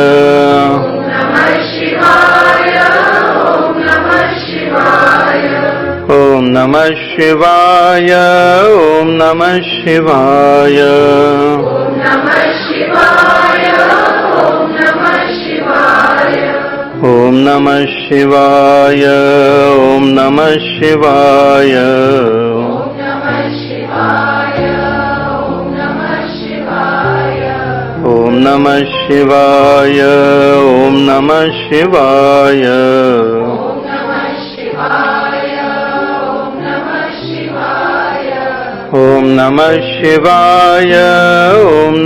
Shivaya.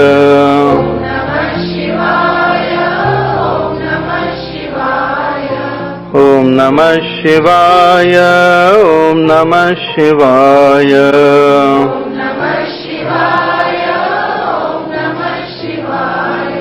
Om Namah Shivaya.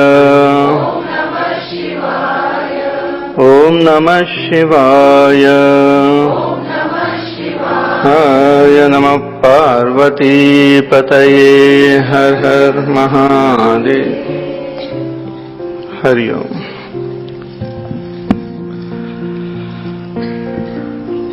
The first chapter of Bhagavad Gita is called Arjuna Vishada Yoga.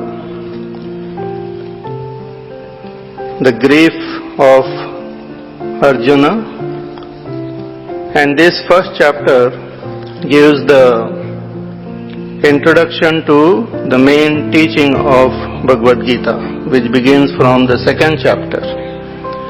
But the study of the first chapter is very important because it introduces the Gita, and also it reveals to us the problem which is resolved in the rest of the Gita, or the question which is answered in rest of the Gita, or the situation which is tackled in the rest of Gita. So after studying this first chapter, we will come to know that Arjuna was thoroughly grief-stricken. He became very sorrowful and he was extremely confused. And this confusion was regarding his duties, that what I should do, whether I should fight this war or I should not fight this war. And also his confusion was regarding his own self, his self-image, as I was mentioning yesterday, what he considered himself to be, as a mere body, as a human being, or did he consider himself to be a jiva, or did he consider himself to be something more subtler and sublime? And after studying this first chapter, we come to know that Arjuna's understanding about himself is what most of us we have understanding about ourselves. We consider ourselves as a mere a body with mind and intellect, but we are not aware in the state of ignorance about our own supreme nature.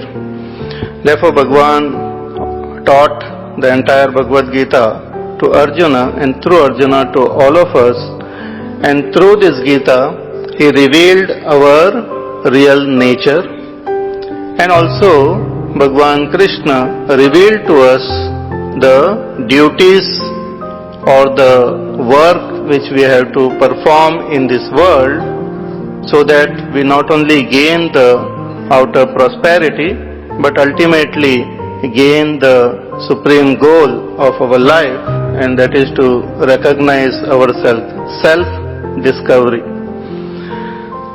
So it begins, this Gita begins with Dhritarashtra's question we saw. He asked Sanjaya that what did my sons and the sons of Pandu do on the battlefield. Though this whole story is there about this Mahabharata, but if we look at the names which are there of all these characters, like Dhritarashtra or Duryodhan, Dushasan or Yudhishthir, we also come to know that they also represent they symbolically represent something much subtler. Like Yudhishthir means one who is very firm in yuddha, in war, very clear about his views and his motives. Duryodhan means one who is a bad yodha, a bad warrior, not a peaceful warrior. Bad warrior. Dushasan means one whose shasan is corrupted, not good. His governance, his understanding of ruling is not proper. Similarly, here Dhritarashtra means one who is holding on to Rashtra. So Dhritarashtra is shown as a character who was blind, but not only physically blind, but it seems he was internally also very blind. He had great attachment to his kingdom and also to his son Duryodhana and other sons also, but more to this eldest son, and he was blind to whatever he was doing. Even when he was doing adharma, our Dhritarashtra did not say anything to him because of his intense attachment. So we have at one side this Duryodhana and the entire Kauravas, and on the other side we have the Pandavas. So this whole story can be taken as symbolic representation of our inner equipment, our mind, our intellect. Symbolically, it can mean that two forces are there within us only. The Kauravas are the negative forces within us, and the Pandavas are the positive forces within us. It is said that every one of us, we have Daivi and Asuri qualities in us. Every one of us, we are potentially good as well as potentially bad. It depends on which gets more prominence, which becomes more prominent and which gets dominated and which gets suppressed. Those qualities come up. Therefore, a person can be influenced to become externally influenced to become extremely good and extremely bad also. We see a story in the Puranas about Prahlad. He was born in a very Rakshasa family. His father was a famous Rakshas, Hiranyakashipu. But still, because of the influence of Naradji, when he was in mother's womb, he turned out to be a good person. So one can become good and bad, depends on the influence. So here the two armies or the two sides, Pandavas and Kauravas, represent the two sides of our own mind, the good and the bad. And there is constant conflict between them, among them. The good emotions, the good values, they constantly struggle with the negative values. All of us, we have the value of love, of compassion, of rightfulness, of humility, but at the same time we also have deep jealousy, fear, greed, and all these other negative qualities also within us. So this Mahabharata can be taken symbolically to mean the inner struggle which we have, and when this goodness surrenders to Bhagwan Sri Krishna, then we can win the war. When we try to fight ourselves with our own mental and intellectual strength, then at times we win and at times we are defeated also. But when we take refuge in that supreme reality, the pure consciousness, take help of the divinity which is within us, take help of the higher power which we attain through meditation and through satsang, then we will be able to defeat the negativity completely. So when Dhritarashtra asked this question, Sanjaya now reveals what happened. We'll chant the second verse. Sanjaya uvacha drishtva tu pandavanikam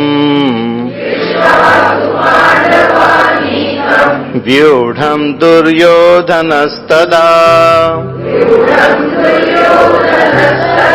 acharyamupasangamya raja vachanam abravit. Together. Drishtva tu pandavanikam vyudham duryodhanastada acharyamupasangamya raja vachanam abravit. Sanjay had this divine vision which was given to him, as I said, by Ved Vyasji. Sanjay was a great good person, a good minister, and very unbiased. And Sanjay, the word Sanjay means one who has conquered himself, one who has mastery over his own mind, over his own intellect. And Sanjay also wished deeply that Dhritarashtra should take a decision of stopping this war, because Dhritarashtra alone had the power to stop the war. And also Sanjay indirectly wanted to convey to Dhritarashtra the greatness of Bhagwan Sri Krishna and his Pandavas also, and about dharma. But since Dhritarashtra was very attached to his own son, he begins the description from Duryodhana itself. He says, Drishtva tu pandavanikam vyudam duryodhanastada. Both the armies had assembled on the Kurukshetra, and all of them were positioned in a particular formation, both the armies, and the war was about to begin. And here Duryodhana was getting little nervous. See, when we know that we are doing something wrong, then however powerful we might be externally, there is some fear gets created within. Like even Ravan, when he came to kidnap Sita ji, he was little scared. So here Duryodhana was also little scared. So he wanted to speak before the war. He wanted to speak to his one of his commander and his own teacher, Dronacharya. So Drishtva tu Pandavanikam Vyudham. So Duryodhana saw the Pandav Sena Vyudham arranged in a particular array. See, in the good old days when they used to, now also we fight, but in those days they used to have those different formations of that army, like we hear the famous formation Chakravyu and all. And depending on the strength and weaknesses of the army and also the formation of the other army, other side, they used to have this formation.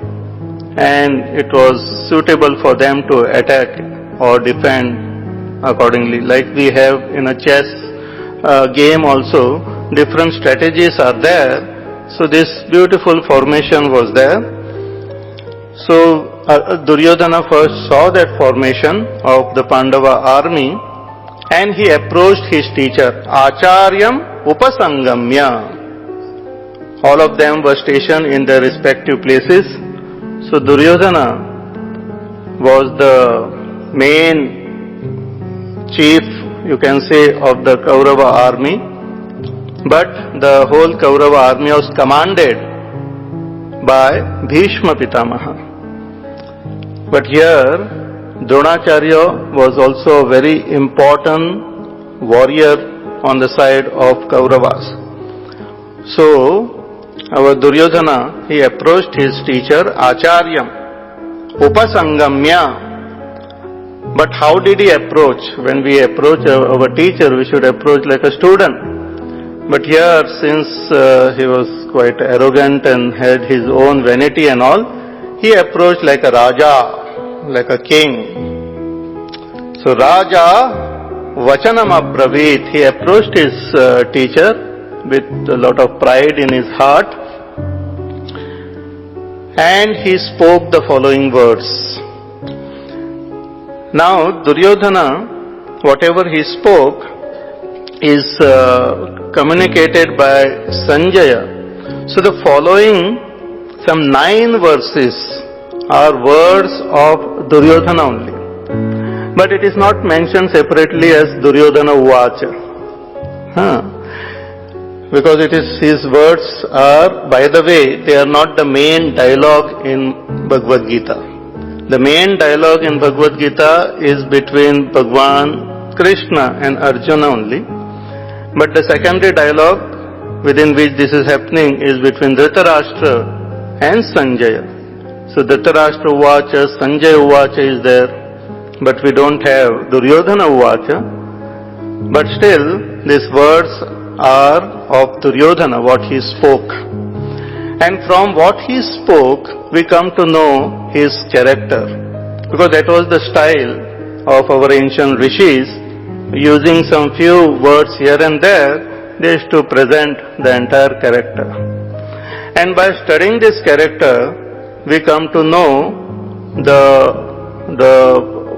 picture form, you can say, of Adharma himself. He represented Adharma, he represented the negative qualities. And those qualities are there, as I said, within every one of us, but until we recognize them, we won't be able to fight with them or to drop them.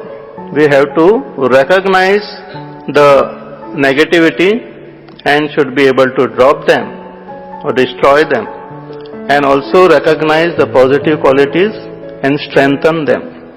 Many times these qualities, positive, negative, which come in such a disguise that one fails to recognize them. We may outwardly do some action which seems to be very nice, but there may be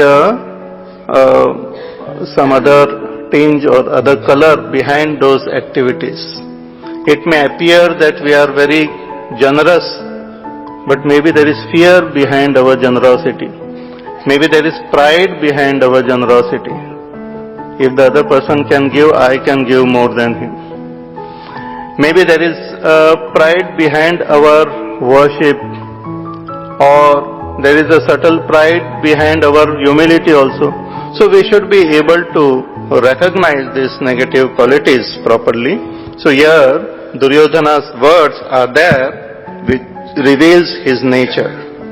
So the third verse we'll see. Pashyetam Panduputranam Acharya Mahatim Chamum Vyudham Drupada Putrena तव शिष्येण धीमता पश्येतां पाण्डुपुत्राणाम् आचार्यमहतीं च मों व्यूढां द्रुपदपुत्रेण तव शिष्येण धीमता. He goes to his teacher and he says, Pashya, oh my teacher, look. Now teacher was already looking at the army, but his nervousness is being shown here, that he has gone to his teacher and is telling his teacher to look. And if we contrast this with what happened with Arjuna, which will come later on, Arjuna approaches Bhagwan Krishna and Krishna tells Arjuna to Pashya. Pashyetan samavetan kurun iti. Bhagwan Krishna tells Arjuna to open his eyes and look. And here Duryodhana is telling his teacher, you open your eyes and look. We should get the vision from our teacher to look. But many times we only tell our teacher, gives him nice advice and all, and we feel very satisfied. Anyway, Pashya etam panduputranam acharya mahatim chamom. Hey Acharya, look at this vast army, mahatim chamom. See, compared to the Kaurava army, the Pandava army was less, but the arrangement of the army was done in such a way that it appeared mighty. And also the enemies, with their confidence and their all their expression, they looked more mighty to Duryodhana. So he says, Mahatim chamum pashya Panduputranam, of these sons of Pandu. And they are arranged in a particular way. Vyudham. Vyudham means array of that army in a particular position. He says this is done by Drupada Putrena Tava Shishyena Dhimata, by Drupada Putra, Drishtadyumna. Drishtadyumna was the son of Drupad. And this Drishtadyumna was born to actually kill this Dronacharya only. See, this Drupada had performed a special yajna, and in that yajna this son was born and Draupadi was also born. Actually, there is a story that Drupad and this Dronacharya were great friends. They used to be in the same ashram and they became great friends. And later on, Drupad became the king and Dronacharya was a poor Brahman. And he used to tell his wife and all that I have a great friend, Drupad is my friend and he is a great king now. So wife said that if he is such a great king and your friend, then why don't you go and take some help from him? We are living in such poor condition. Just as like the story of Sudama is there, Similar about this Dronacharya also. So Dronacharya said, why not? So he approached Drupad. He went to his kingdom and he said to the guard there, that tells him that your friend has come, Dronacharya, Drona. So Drupad came out and he looked at Dronacharya and he said that we can't be friends. He said, but we were together and we were very close. He said, we are not equal. Friendship should be between equals. You are just a poor Brahman. I am a big emperor. How can we be friends? So Dronacharya got real furious. And when later on he came, this is an in-between stories. So a lot of these stories are there in first chapter. You have to bear with the stories. So later on, when Dronacharya became the teacher of Pandavas and Kauravas, after teaching them, the disciples approached the teacher and asked him that what Guru Dakshana should we give you? Guru Dakshana we give to the teacher. So Dronacharya said, you catch that Drupad and bring him to me. that is my Guru Dakshina. Now Drupada was a great and mighty king of that time. So they were quite frightened, but these Pandavas said, we will do it. So Arjuna and the whole Pandava gang, they went, the team, and they caught this Drupada and brought him to Dronacharya. Dronacharya took half his kingdom and he kept half with Drupada only, and then he said, see, now we are equal.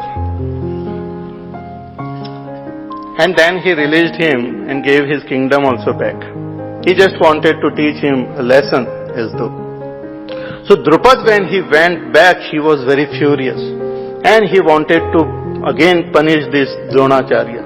So he performed a special yajna in order to have a son who can be so mighty, who can destroy this Dronacharya. Because Dronacharya was very powerful, great archer of his time. So after performing this yajna, a son was born, and Draupadi was also born in that yajna. So this son of Drupada is Drishtadyumna. Now when Drishtadyumna was born, Drupada thought that he should also learn all the tricks, all the art of, archery and warfare. But the greatest person who can teach was Dronacharya himself. So he sent him to Dronacharya. Very strange stories are there. He sent him to Dronacharya and he went to Dronacharya with lot of humility. And he said, please teach me. Now a disciple has come. Dronacharya knew who he is, but he has come with so much of humility and he has come to learn. And he being a natural teacher, he said, yes, I will teach you. I know who you are. I know what you will do with my lessons, but still, I will teach you. And he taught him.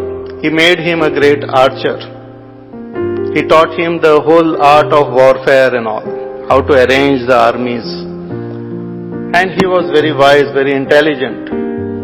So same this Drishtadyumna became the commander-in-chief of the Pandava armies, and he had arranged this whole army in a particular array. So here Duryodhana is indirectly taunting his own teacher. He is saying that you are not so wise, You have taught a person who is your enemy, who was born to kill you, and now he is standing in front of you. He has arranged this whole army also, which you have taught him. So I hope you understand and fight with him properly.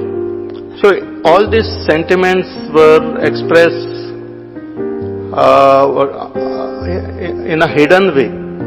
Outwardly he was saying a simple fact, but within he was thinking that hope you will be loyal to the Kaurava side, because one side you have your own disciple, this Drishtadyumna, whom you have taught, and another is your disciple Arjuna, whom you are very fond of, and Dronacharya was really very fond of these Pandavas, and he did not want to kill them. So a very strange sort of combination was there in this Kaurava side. So all these sentiments got conveyed to Dronacharya. So Vyodham Drupada Putrena Tava Shishyena Dhimata, by your very wise Shishya Drishtadyumna. Then he started describing or enumerating some of the main warriors, other warriors of the Pandava side. So let us chant the following 3 verses. Atra Shura Maheshvasa Bhimarjuna Samayudhi Yuyudhano Viratascha Drupadascha Maharatha Drishtaketuschekitanaha काशीराजश्च वीर्यवान् पुरुजित् कुन्तिभोजश्च शैब्यश्च नरपुङ्गवः युधामन्युश्च विक्रान्तः उत्तमौजाश्च वीर्यवान् सौभद्रो द्रौपदेयाश्च सर्व एव महारथाः. Together. Atra shura maheshwasa Bhimarjuna samayudhi Yuyudhano viratascha Drupadascha maharathaha Drishtaketuschekitanaha Kashirajascha viryavan.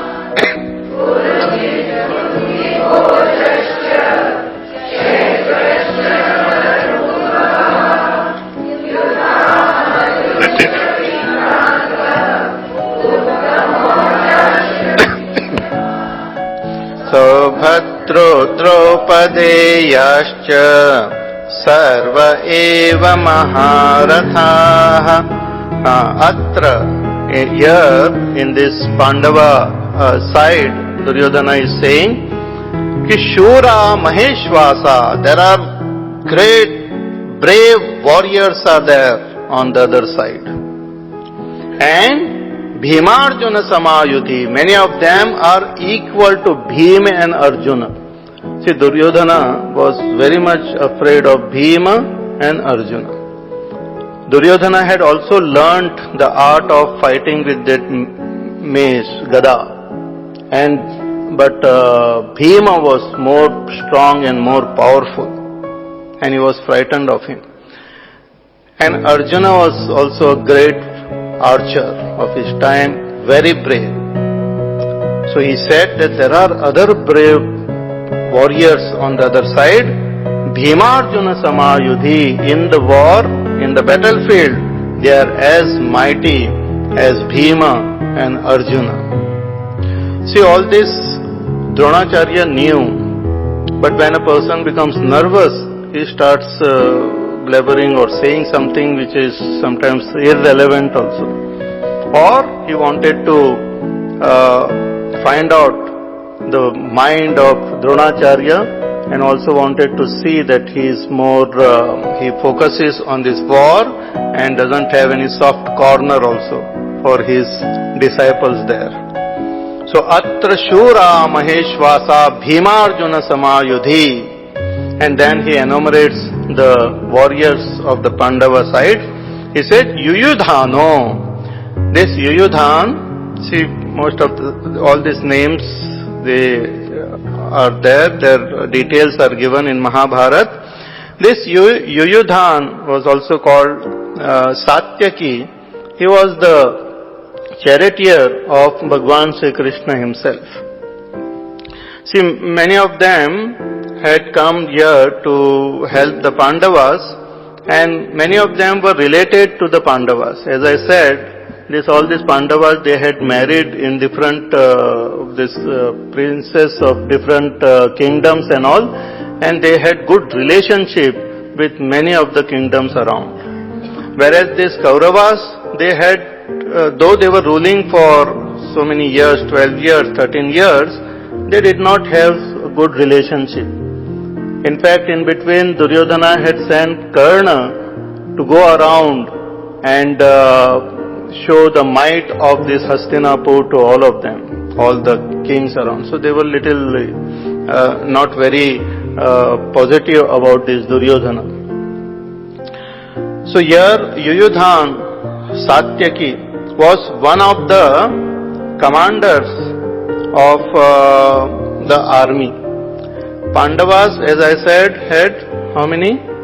7 Akshahoni Senas and the Kauravas? 11. Very good.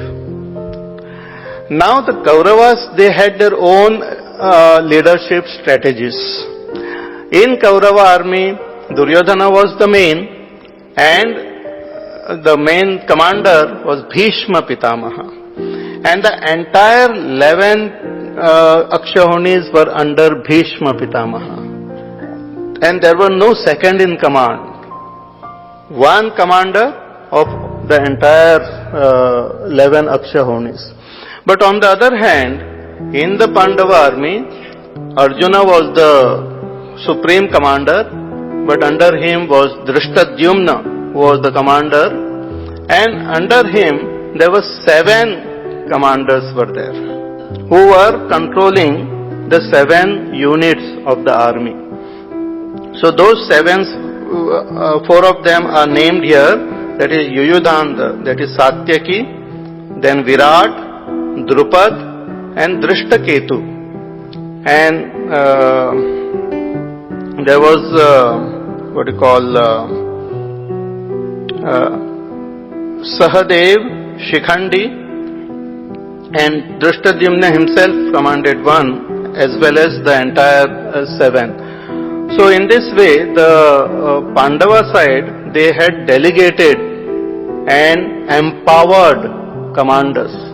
See, Mahabharata, as I said, it teaches us not only philosophy, but you can learn lot of management lessons from Mahabharata. Nowadays people talk about management and all, na? So these lessons can be learned from Mahabharata if we look at it from that standpoint. So the leadership was different. In case of Pandavas, Bhishma Pitamaha was the main leader, or main commander, and when Bhishma Pitamaha fell down on the battlefield on the 10th day, then Dronacharya became the commander. Dronacharya also was killed, and then Karna became commander. After Karna was killed, Shailya became commander, and Shailya was also killed, and later on Ashwatthama, he took charge of the whole thing, and he did some very negative things in the war. So Yuyudhana is Satyaki, a great warrior, and he named him. Then Virat is also a king and of Matsya Desh. And when these Pandavas, on the 13th year of their Vanvas, when they were staying incognito, like not to be revealed, they stayed with this Virat. So our Yudhishthira and all became his advisor. Arjuna also stayed there. Everyone stayed there. Bhima became a cook and all. So all of them stayed in the kingdom of Virat, and Duryodhana could not discover them. And they then had this friendship with Virat. So he also was one of the very powerful commander and warrior. Then Drupad himself, the father of Draupadi and Drishtadyumna, he is also the father of Shikhandi. Drupad was a very, very powerful king of that time. And because of marriage of these Pandavas with Draupadi and all, they had developed a beautiful relationship. So Drupad was fighting with the Pandavas. I mean, on the side of the Pandavas. So Drupadaha cha Maharataha. All of them were Maharathis. So even if you just look at the story and all, from that, even the Mahabharata serial which came on television became so popular because of there is an attraction in the story itself. No doubt there is deep message conveyed through the story, but the story itself is very attractive, very powerful. Then there is Duryodhana names Drishtaketu. Drishtaketu was also one of the commander, and he was the king of Chedi, that kingdom. Then Chekitanaha. Chekitan, one of the warrior. Then Kashirajascha Viryavan. This Kashi Raj, his kingdom is there in Banaras. Even in present day time, there is an old fort there in Banaras across the river. So Kashi Raj, Viryavan, very strong, very powerful. He names him. Then Purujit Kunti Bhojascha. This Purujit and Kunti Bhoj, they were both brothers. And they had adopted Kunti. So they were also like brothers of Kunti and took care of Kunti, the mother of Pandavas. So Kunti Bhoj and Purujit, they were also named here as a great warriors. Then Shaibya. Shaibya was from the kingdom of Shibi, or the Shibi tribe. He was a king there, Shaibya. Narapungavaha, all of them great warriors. It's a nice name actually. The names also, they should have some power, some force. ऐसे ढीले ढीले नाम होते तो that person also become ढीला ढीला like. Naam should be such powerful like. Otherwise, like Vikramaditya and all. You get some power. आपका नाम क्या है? Tommy.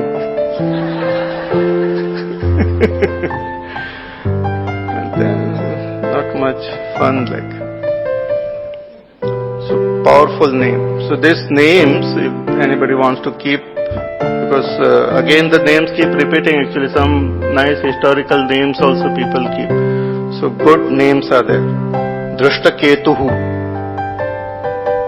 Meet my son Drashtaketu Sharma.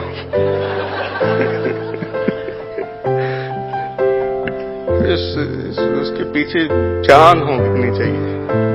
Anyway, so Drashtaketus Chekitanaha, Kashirajascha Viryavan, Purujit Kunti Bhojascha, Shaibhyascha Narapungavaha, all of them best among men. Then Yudhamanyuhu, Yudhamanyu, another great warrior.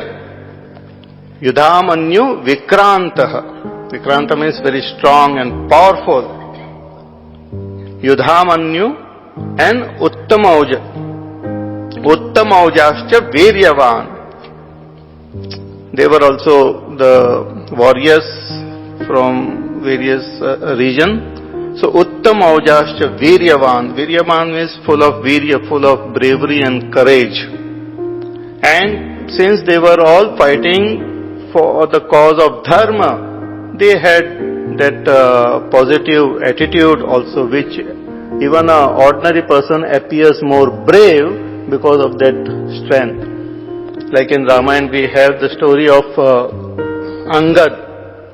Angad, he went to Ravana's darbar. The war was about to begin, and Ramchandraji, as a last effort, he sent Angad to Ravana to negotiate with him. So Angad asked him that what should be our policy of negotiation. He says that Kaja Hamara Tasu Hita Hoi, that our work should be done and his welfare also you take care of. Win-win. A beautiful policy. Bhagavan says our work should be done. We want to take Sita ji back. That should happen. But it should be such that it should not harm even Ravan. So his welfare also you see and you negotiate with him. So he went. Lot of courage and power was there. He stood there, and after negotiating, when nothing worked, he kept his feet there, foot, placed it very strongly, and he said, if anybody can lift this, I can consider that Sitaji is lost. And it was like a challenge, and everyone came there to lift his foot, but nobody could do it. Finally Ravan also came, and he was about to lift his foot, and that time Angad said, don't do namaskar to me, you surrender to Ramchandra ji and your work will be done. You will be spared. So when a person is following the path of dharma, a strength comes within. See, there is a strength which we gain with our physical body, a physical strength. But there is much more strength when our mind becomes strong. Mind becomes strong when we have higher values. Mind becomes strong when we follow certain sadhana, certain discipline in our life. Like switching off the telephone when listening to pravachan, like such disciplines when we follow, then our mind becomes strong. Mind becomes strong when we follow the path of dharma. So here all of them were very powerful, very strong. Then Saubhadraho. Saubhadraha is the son of Subhadra. He is Abhimanyu. Subhadra was the sister of Krishna, married to Arjuna. And Saubhadra is the son of Subhadra, that is Abhimanyu. Abhimanyu was one of the most brave and courageous warrior, great warrior. He was the only one who knew how to enter a Chakravyuh. Actually, in between the battle, Arjuna also knew. In between the battle, the Kauravas, they arranged their forces in a circular formation that is called Chakravyuh. And anybody enters that Chakravyuh, it's difficult for that person to come out. And they had made this arrangement so that they can take Abhimanyu away and then kill him. So they made this arrangement. Abhimanyu was only one who knew. He entered that Chakravyuh, and then all these other powerful warriors of the Kaurava side, including Bhishma Pitamaha, Dronacharya, Karna, and so many others, they surrounded him. And that boy, young, he fought with all these warriors, but ultimately he succumbed to their power and he was killed. But this was not a proper thing to do. It was adharmic for all these warriors to together attack, and it was very bad, but he fought with great courage and power. He had learnt, this also you must be knowing the story, he had learnt about how to enter a Chakravyuh when he was in his mother's womb. Subhadra was pregnant and Arjuna was telling him about warfare. Now see, one should be particular about what topic to discuss and all. But whatever is in our mind, we discuss it. Like after listening to pravachan and all, this whole Bhagavad Gita will be in the mind. Whoever comes in front of you, you must be pouring it out. So Arjuna had just, his whole mind was in this war and all. So he described to Subhadra that how this Chakravyuh formation is there and how one should enter it, because it is so complex that only if you know the strategy you can enter it and then fight with them and also come out of it. And Arjuna knew it because he had learned from Dronacharya. So Dronacharya also knew. So he explained the whole thing to Subhadra, and Subhadra was listening. Not only Subhadra, but the child in the womb, he was also listening. Abhimanyu was also listening. And Arjuna explained how to enter the Chakravyuh and all. And then he opened his eyes to see whether she is listening properly or not. And he found her fast asleep. But the child was listening. So Arjuna thought that now she is asleep, I can't continue. So he did not tell how to come out of that Chakravyuh. So therefore, children should be taught not only how to enter. This world is also like a Chakravyuh. We should teach children how to enter the world, but also how to withdraw from the world. We should teach children how to succeed, but also how to face failure. Many times we teach them how to succeed in life, but success alone doesn't come in life. Failures also come. We should teach them how to face failures. Otherwise we find a lot of them committing suicide and all, because they can't face failure. So here Abhimanyu entered the Chakravyuh, but he did not know how to come out, and he died there. But great, brave soldier, great, brave warrior. In fact, later on we'll see that Hanumanji was on the chariot of Arjuna all the time.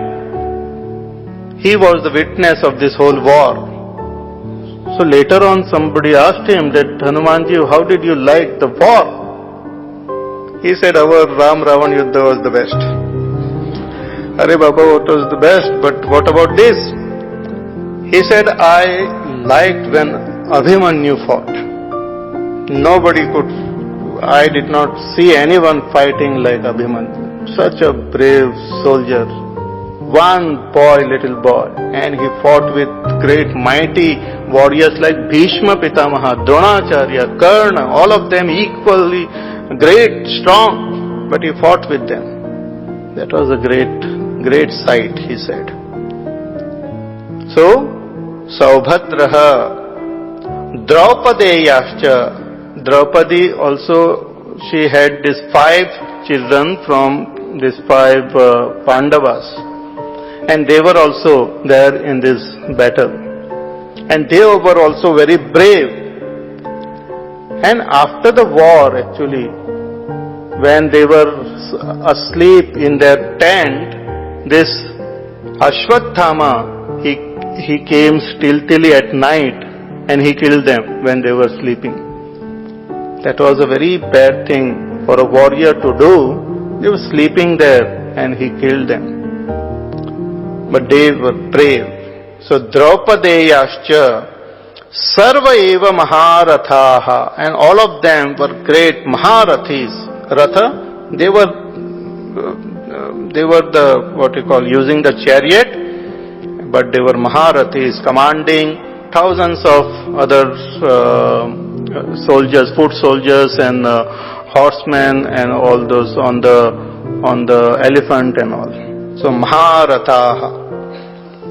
So all this now Duryodhana is telling his teacher. So first he described few. His Sarva eva means others also, but he just took names of few important warriors from the Pandava side. But then he felt that I should also, to be more impartial, I should also mention some of our own warriors on our side also. So he mentions them.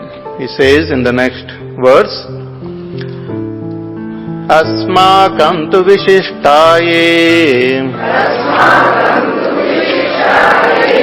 Tan nibodha dvijottama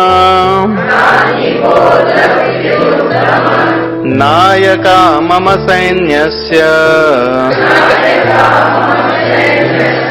Sanjñartham tan bravimite Asmakam tu vishishtaye Tan nibodha dvijottama Nayaka mama sainyasya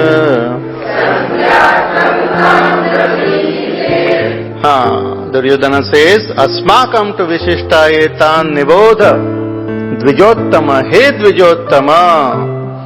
This he addresses Dronacharya. See, Dronacharya was a Brahman, but he was a great archer, great warrior also. And here he was fighting as a warrior. He had he had taken up this Kshatriya role here. But Duryodhana addresses him as Dvijottama, as a Brahman. Brahman is called Dvija. There is a very famous verse which says that Janmana Jayate Shudraha Samskarat Dvija Uchyate Vedodhyayi Bhaved Vipraha and Brahma janati iti brahmanaha. Very beautiful verse. It means that everyone is born like a Shudra only. Shudra means uncultured, uneducated. But samskarat dvija uchyate. But when we get proper culture, when we get good samskar and good education, then that person is called twice born. Dvija means born again, twice born. But when we study the scriptures like Bhagavad Gita, Upanishads, then we become wise. By just studying physics, chemistry, biology, mathematics, computer and all, one doesn't become wise. One becomes knowledgeable. On the first day also I said, we might get knowledge of a particular subject and we are very good in that. But the all-round wisdom we gain from the scriptures, which is very important because life is made up of many facets. So, Dvija, Vedodhyayi bhaved vipraha Brahma janati iti brahmanaha. But one who recognizes that Brahma, that supreme reality, which is our own self, the pure consciousness, that person is called Brahmana. This is from a very high standpoint. But normally, a Brahmana is addressed as Dvija. So here, Duryodhana is addressing Dronacharya as Dvijottama, best among Brahmanas. See, Brahmana, the quality is that they have more sattvic quality. They are more compassionate, more forgiving, more soft. So here Duryodhana is saying that don't bring that all these qualities here. This is a war and you have to be strong, you have to be powerful. By mentioning Dvijottama, he is again taunting him, saying that your big Dvija and your forgiving nature and your compassion, because of that only you had taught even your enemies. But let that not come in the way of this war. Because he did not like Duryodhana, Dronacharya. Bhishma Pitamaha also not fond of Duryodhana. Bhishma Pitamaha was fighting this war because of his vow to protect Hastinapur. Dronacharya was also fighting because he was there staying in Hastinapur and he was, it was his duty again to fight for Hastinapur. So all of them, they had their own personal reason, not because of their love for Duryodhana.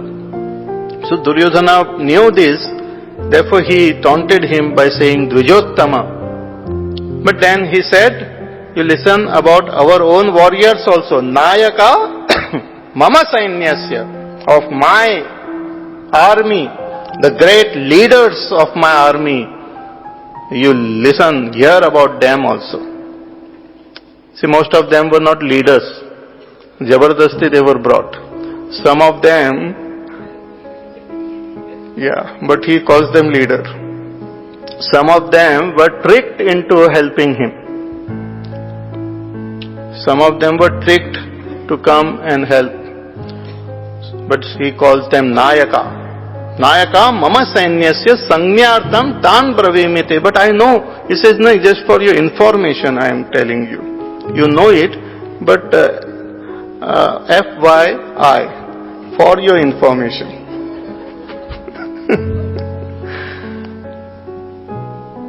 Again that nervousness is there. So for your information I am telling you. Okay, tell. Then he realized that he is talking too much and he had come there to get some strength from Dronacharya and just to see that, encourage him and all. But he started talking something negative only.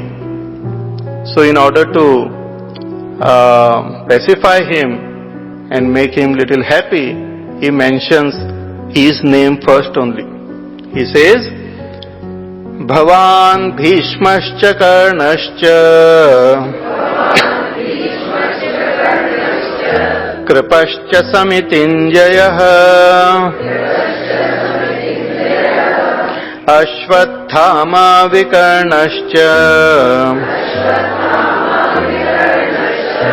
Somadattistatthaiva cha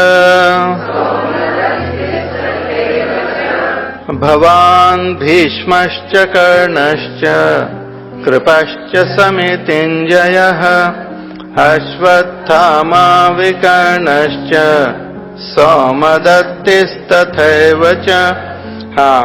He says Bhavan. First, Bhavan means yourself. It's with respect. Thyself, yourself. Bhavan. He takes his name first. Though he should have taken Bhishma Pitamaha because he was the main commander. But here, to just lighten the atmosphere, he takes his name first. He says, you are the great warrior from my side. Then Bhishma Pitamaha. Bhishma Pitamaha, as we know, mighty warrior. He was so powerful, but he had his own weaknesses, and here he was tied down by his own vows and all.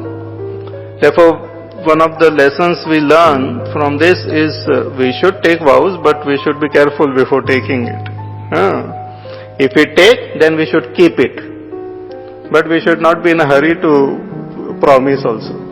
Some people, they just are first person to promise.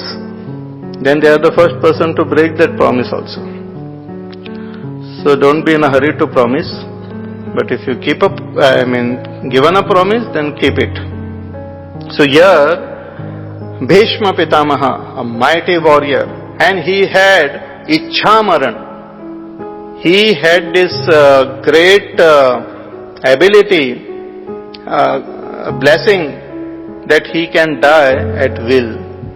Nobody can kill him. Therefore he was lying on that bed of arrows. So many arrows had pierced his body, but still he was alive.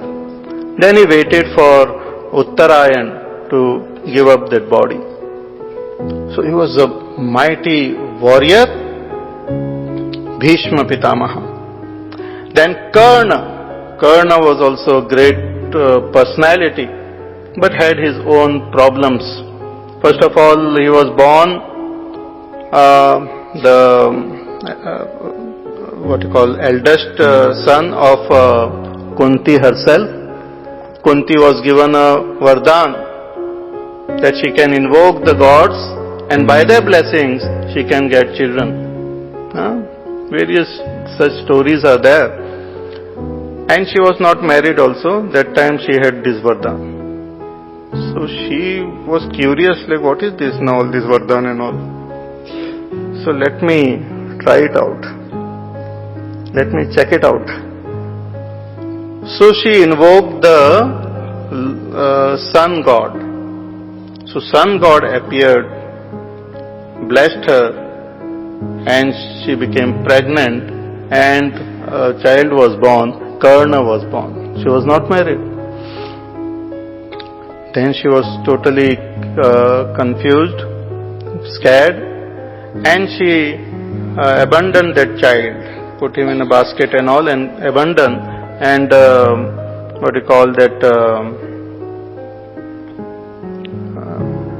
Radheya, he was called Radha. That tribal man, he adopted him, and he was taken care of. So Karna, though born of a great mother, and he was a Pandava only, he would have become, but he was unfortunate, he did not know about it, and he was totally abandoned. And the son, his father, or his blessings of the Lord's son. And though lot of negative qualities were there in Karna, but one of the very good quality of Karna is that he was a great Danavir. He never refused anyone who came and asked for anything. That was his policy. Anything you ask, and he is to give. So just before the war, he was born with Kavach and Kundala, and it was unpierceable. Nobody could pierce that Kavach Kundala which he was wearing, like a natural armor like. But before the war, Indra Bhagwan came and asked for this Kavach Kundala, and he just gave it.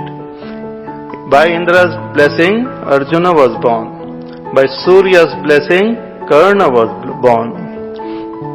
So Indra, in order to protect his own as though child, he came and asked for this Kavacha Kundala from Karna. So Danvir, it is said that even at the time of his death, when he was lying there, somebody came and asked for help.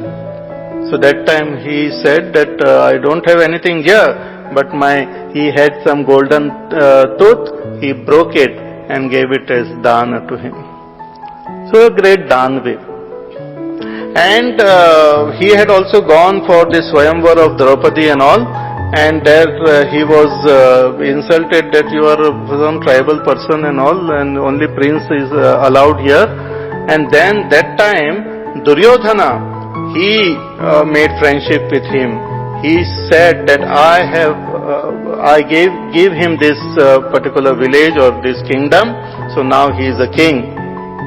So he made friendship with Karna, and Karna remembered this all the time. And therefore, because of his friendship with Duryodhana, when he was being discriminated, Duryodhana accepted him. Therefore, he was very much fond of Duryodhana, and he remained with him as a friend all the time. Later on, just before the war, see, a lot of strategies happened before the war also. Because war is not fought only on that day, war is fought before also. It's quite interesting. Even here from the Kaurava side as well as from the Pandava side, war, cold war or strategies had already begun. Even Dhritarashtra had sent some message to Arjuna to demoralize him, to tell him that how can he fight with Bhishma and Dronacharya and all. And the same words comes out of Arjuna in the first chapter, which Dhritarashtra had sent to him. So from the Pandava side also, first of all, just before war, the Kunti declares to Karna that you are my child. अरे बाबा war के बाद तो बोल देते नहीं. You are my son. And that was a real confusion of the mind then. So it is quite, when you know this is my enemy and you are pakka about the enemy, then it is clear you can fight. But then your enemy, and suddenly you come to know that you are elder brother. And then they also don't know. And it's quite confusion. So he was thoroughly demoralized before the war itself. Also, his charioteer was who? Shailya. This Shailya wanted to fight with Pandavas. He was on the side of the Pandavas. But Duryodhana and all tricked him in such a way that he went on the side of the Kauravas. But his heart was with the Pandavas. He wanted to be with the Pandavas. And he was made the charioteer of Karna. So when the war was happening, this Shailya used to constantly demoralize that Karna. Very, very strange. See, this Karna and all this are within us. So here Arjuna was also a powerful warrior, Karna was also a powerful warrior. They were equal like. In fact, if you just look at the power and all, sometimes Karna was more powerful. But Arjuna had Krishna as his charioteer and Karna had Shailya as his charioteer. Krishna is to encourage and advise our Arjuna in the right direction. He taught him how to follow the path of dharma. He taught him what is right and what is wrong. He gave him strength. He empowered him. Our own intellect is like our charioteer, which can empower us by right understanding, by right knowledge. But on the other hand, this Shailya is to demoralize that Karna. by see, charioteer driver मान लीजिए, And why he kept him, I don't know. But driver बीच में कुछ ताना मारे, ये करे वो करे, irritating like. So he will be talking all sorts of things. And and he will praise Arjuna. He says, Arjuna is a very good warrior. क्या बात है अर्जुन की, क्या लड़ाई करते Arjun. So he used to praise Arjuna and demoralize him. So it was, he was tortured, poor fellow, from so many sides. Out of friendship of Duryodhana he fought here. Bhishma Pitamaha did not like because of his attitude and all. Dronacharya did not like him because of his attitude. He did a lot of wrong things against Draupadi also and against the Pandavas also by giving all sorts of faulty advice to Duryodhana. He became a dhal to the negative person. See, when you defend a negative person, a adharmi, you may be a very good person, but if you are defending a adharmic person, and when the arrow comes, first it should hit you only, and then it will hit the adharmic. To defend those who are negative is also like being negative. I cannot say that I am a very good person, I am so dharmic, I always go to the temple, I am a good person. So what if I am serving a killer? So what if I am serving a terrorist? I am a very honest, loyal, duty conscious person. That person told me to keep this bag at that platform, I just kept it. So if a person is serving a negative person, that person is also negative. So Karna, though he had some good qualities, but here he was defending Duryodhana. Bhishma Pitamaha also was defending Duryodhana. Dronacharya was also defending Duryodhana. So they had to be fought and defeated. Therefore this hard truth is revealed in Bhagavad Gita. So Bhishma Pitama, Karna, then Kripacharya. Kripacharya also was a brother-in-law of Dronacharya and a great warrior. Samitinjayaha, victorious in war. He also did not die. In this war he did not die. Some of them did not die. Then Ashwathama. Ashwathama, the son of Dronacharya. Dronacharya had soft corner for his son Ashwathama. And he declared also, he told that nobody can defeat me. If I have a weapon in my hand, nobody can defeat me. But if I drop my weapon, I can be defeated. He declared, he told somebody his secret. Then he also said that if something happens to my son, then it will be very demoralizing for me. I won't be able to lift the weapon. So during the war, this Ashwathama, it was difficult to kill him also. So the Pandavas did a strategy. They killed a elephant named Ashwathama. It's quite strange. It reminded me of a joke. One person said, my goat barks. He said, how can your goat bark? He said, my dog is named Goat. Anyway, so this elephant was named Ashwathama. Therefore we should keep some very different type of name to our dogs and cats and all. So they killed this Ashwathama elephant. And they made a big halla gulla, Ashwathama died, Ashwathama is dead, Ashwathama is dead. And the war, thousands of people, lakhs of people involved, fighting in different places, and who dies and who is alive, it is very difficult to find out.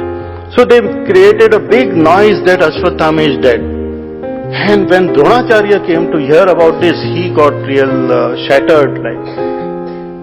But he was not sure. He knew that this might be some trick and strategy of the enemy. But whom can you ask? The only person who was righteous was Yudhishthir. He knew Yudhishthir doesn't lie. Yudhishthir will never lie. And Yudhishthir was really a righteous person, never lied. But Krishna Bhagwan told him that just to be truthful itself is not dharma. What is important? Satya. When there is a conflict between Satya, means truth, and welfare, then welfare is more important. Hita. Satya and Hita, these two terms. When there is a conflict between Satya and Hita, Bhagwan Krishna told that Hita is more important. When you tell the truth and the fellow it is not good for that person, then that time not to tell the truth is also a proper thing to do. Hita is. So the welfare of the whole fight was against this dharma, and the idea was to destroy this. So using various strategies, you have to destroy adharma. It's like suppose some disease is there in the body, the whole strategy is to remove that disease or some germs and all, remove them, kill them. You can use various strategies to do it. Similarly here, this point was, though Yudhishthira was quite hesitant, he did not fully understand it, but then finally agreed. And then Dronacharya asked Yudhishthira that is it true? He said, yes, Ashwatthama is dead. Which is also true, Ashwatthama is dead. But then he added further, Narova Kunjarova. He said, human being or an elephant, I don't know.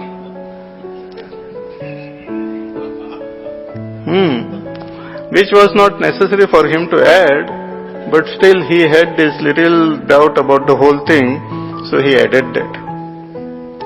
But anyway, when Dronacharya heard this, he knew that Yudhishthira, what he is saying is true, my son must have died. So he just dropped his weapon. And when he dropped his weapon, Drashtadyumna came and killed him. So like that, many things happen in this war. So he reveals that name, Ashwatthama. Then Vikarnaha. Vikarna was also one of very important warrior from the Kaurava side. Vikarna. Actually, Vikarna was the only person who objected when Draupadi was insulted. Though he was in the Kaurava side, but he was very, very righteous. I mean, he had some good qualities. Then Saumadittis Tathevacha. Then Saumadatti, the son of Somadatta, that is Bhurishrava. He is also in the Kaurava side. So like that, this Duryodhana is enumerating some of the important warriors. Further, Anne cha bahava shuraha madarte tyakta jivitaha Nana shastra praharanaha Sarve yuddha visharadaha Anne cha bahava shuraha madarte tyakta jivitaha Nana shastra praharanaha Sarve yuddha visharadaha. Not only this, but he says, Annecha bahavaha shuraha. There are many other heroes, warriors who are there on my side. Now I can't list all the names of all of them, but they are there.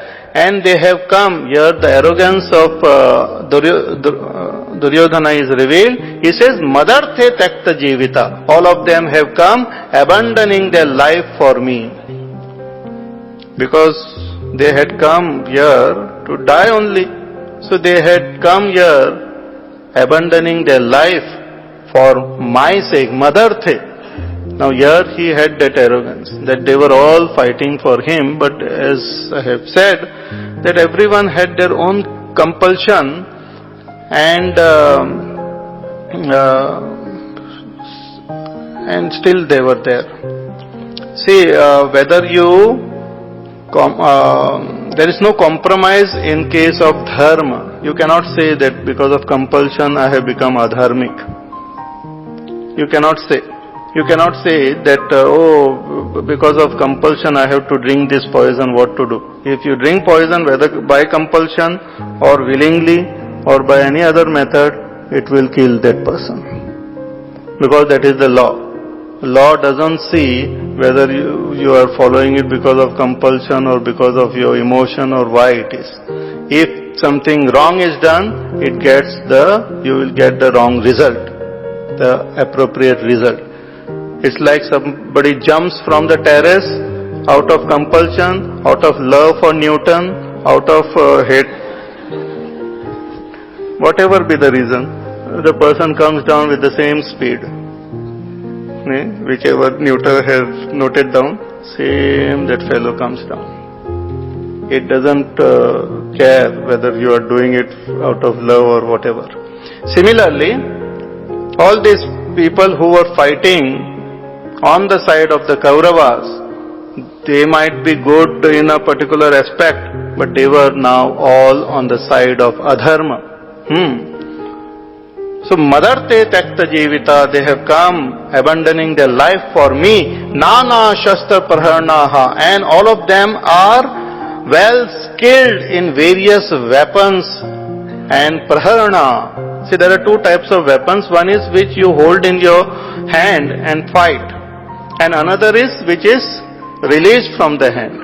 It's called astra and shastra, or the shastra means that which is held in the hand, and praharna is that which is released. Like the arrows and all are released. But a sword one keeps in one hand and fight. So all these warriors, they were well masters of these various weapons. Sarve yuddha visharadaha, and all of them are well skilled in warfare. So they have come here to fight for me. So all this, our Duryodhana is telling to Dronacharya. Then what happens? Then a very important thing happens that we will see in our class tomorrow. Now we will conclude with a prayer. You close your eyes and chant Om 3 times.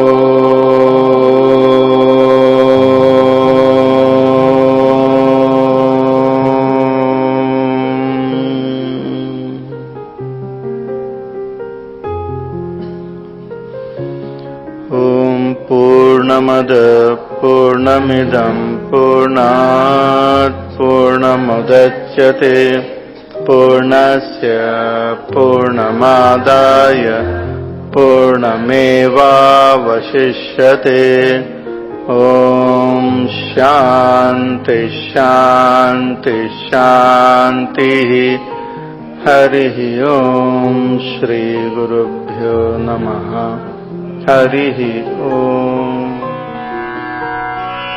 Thank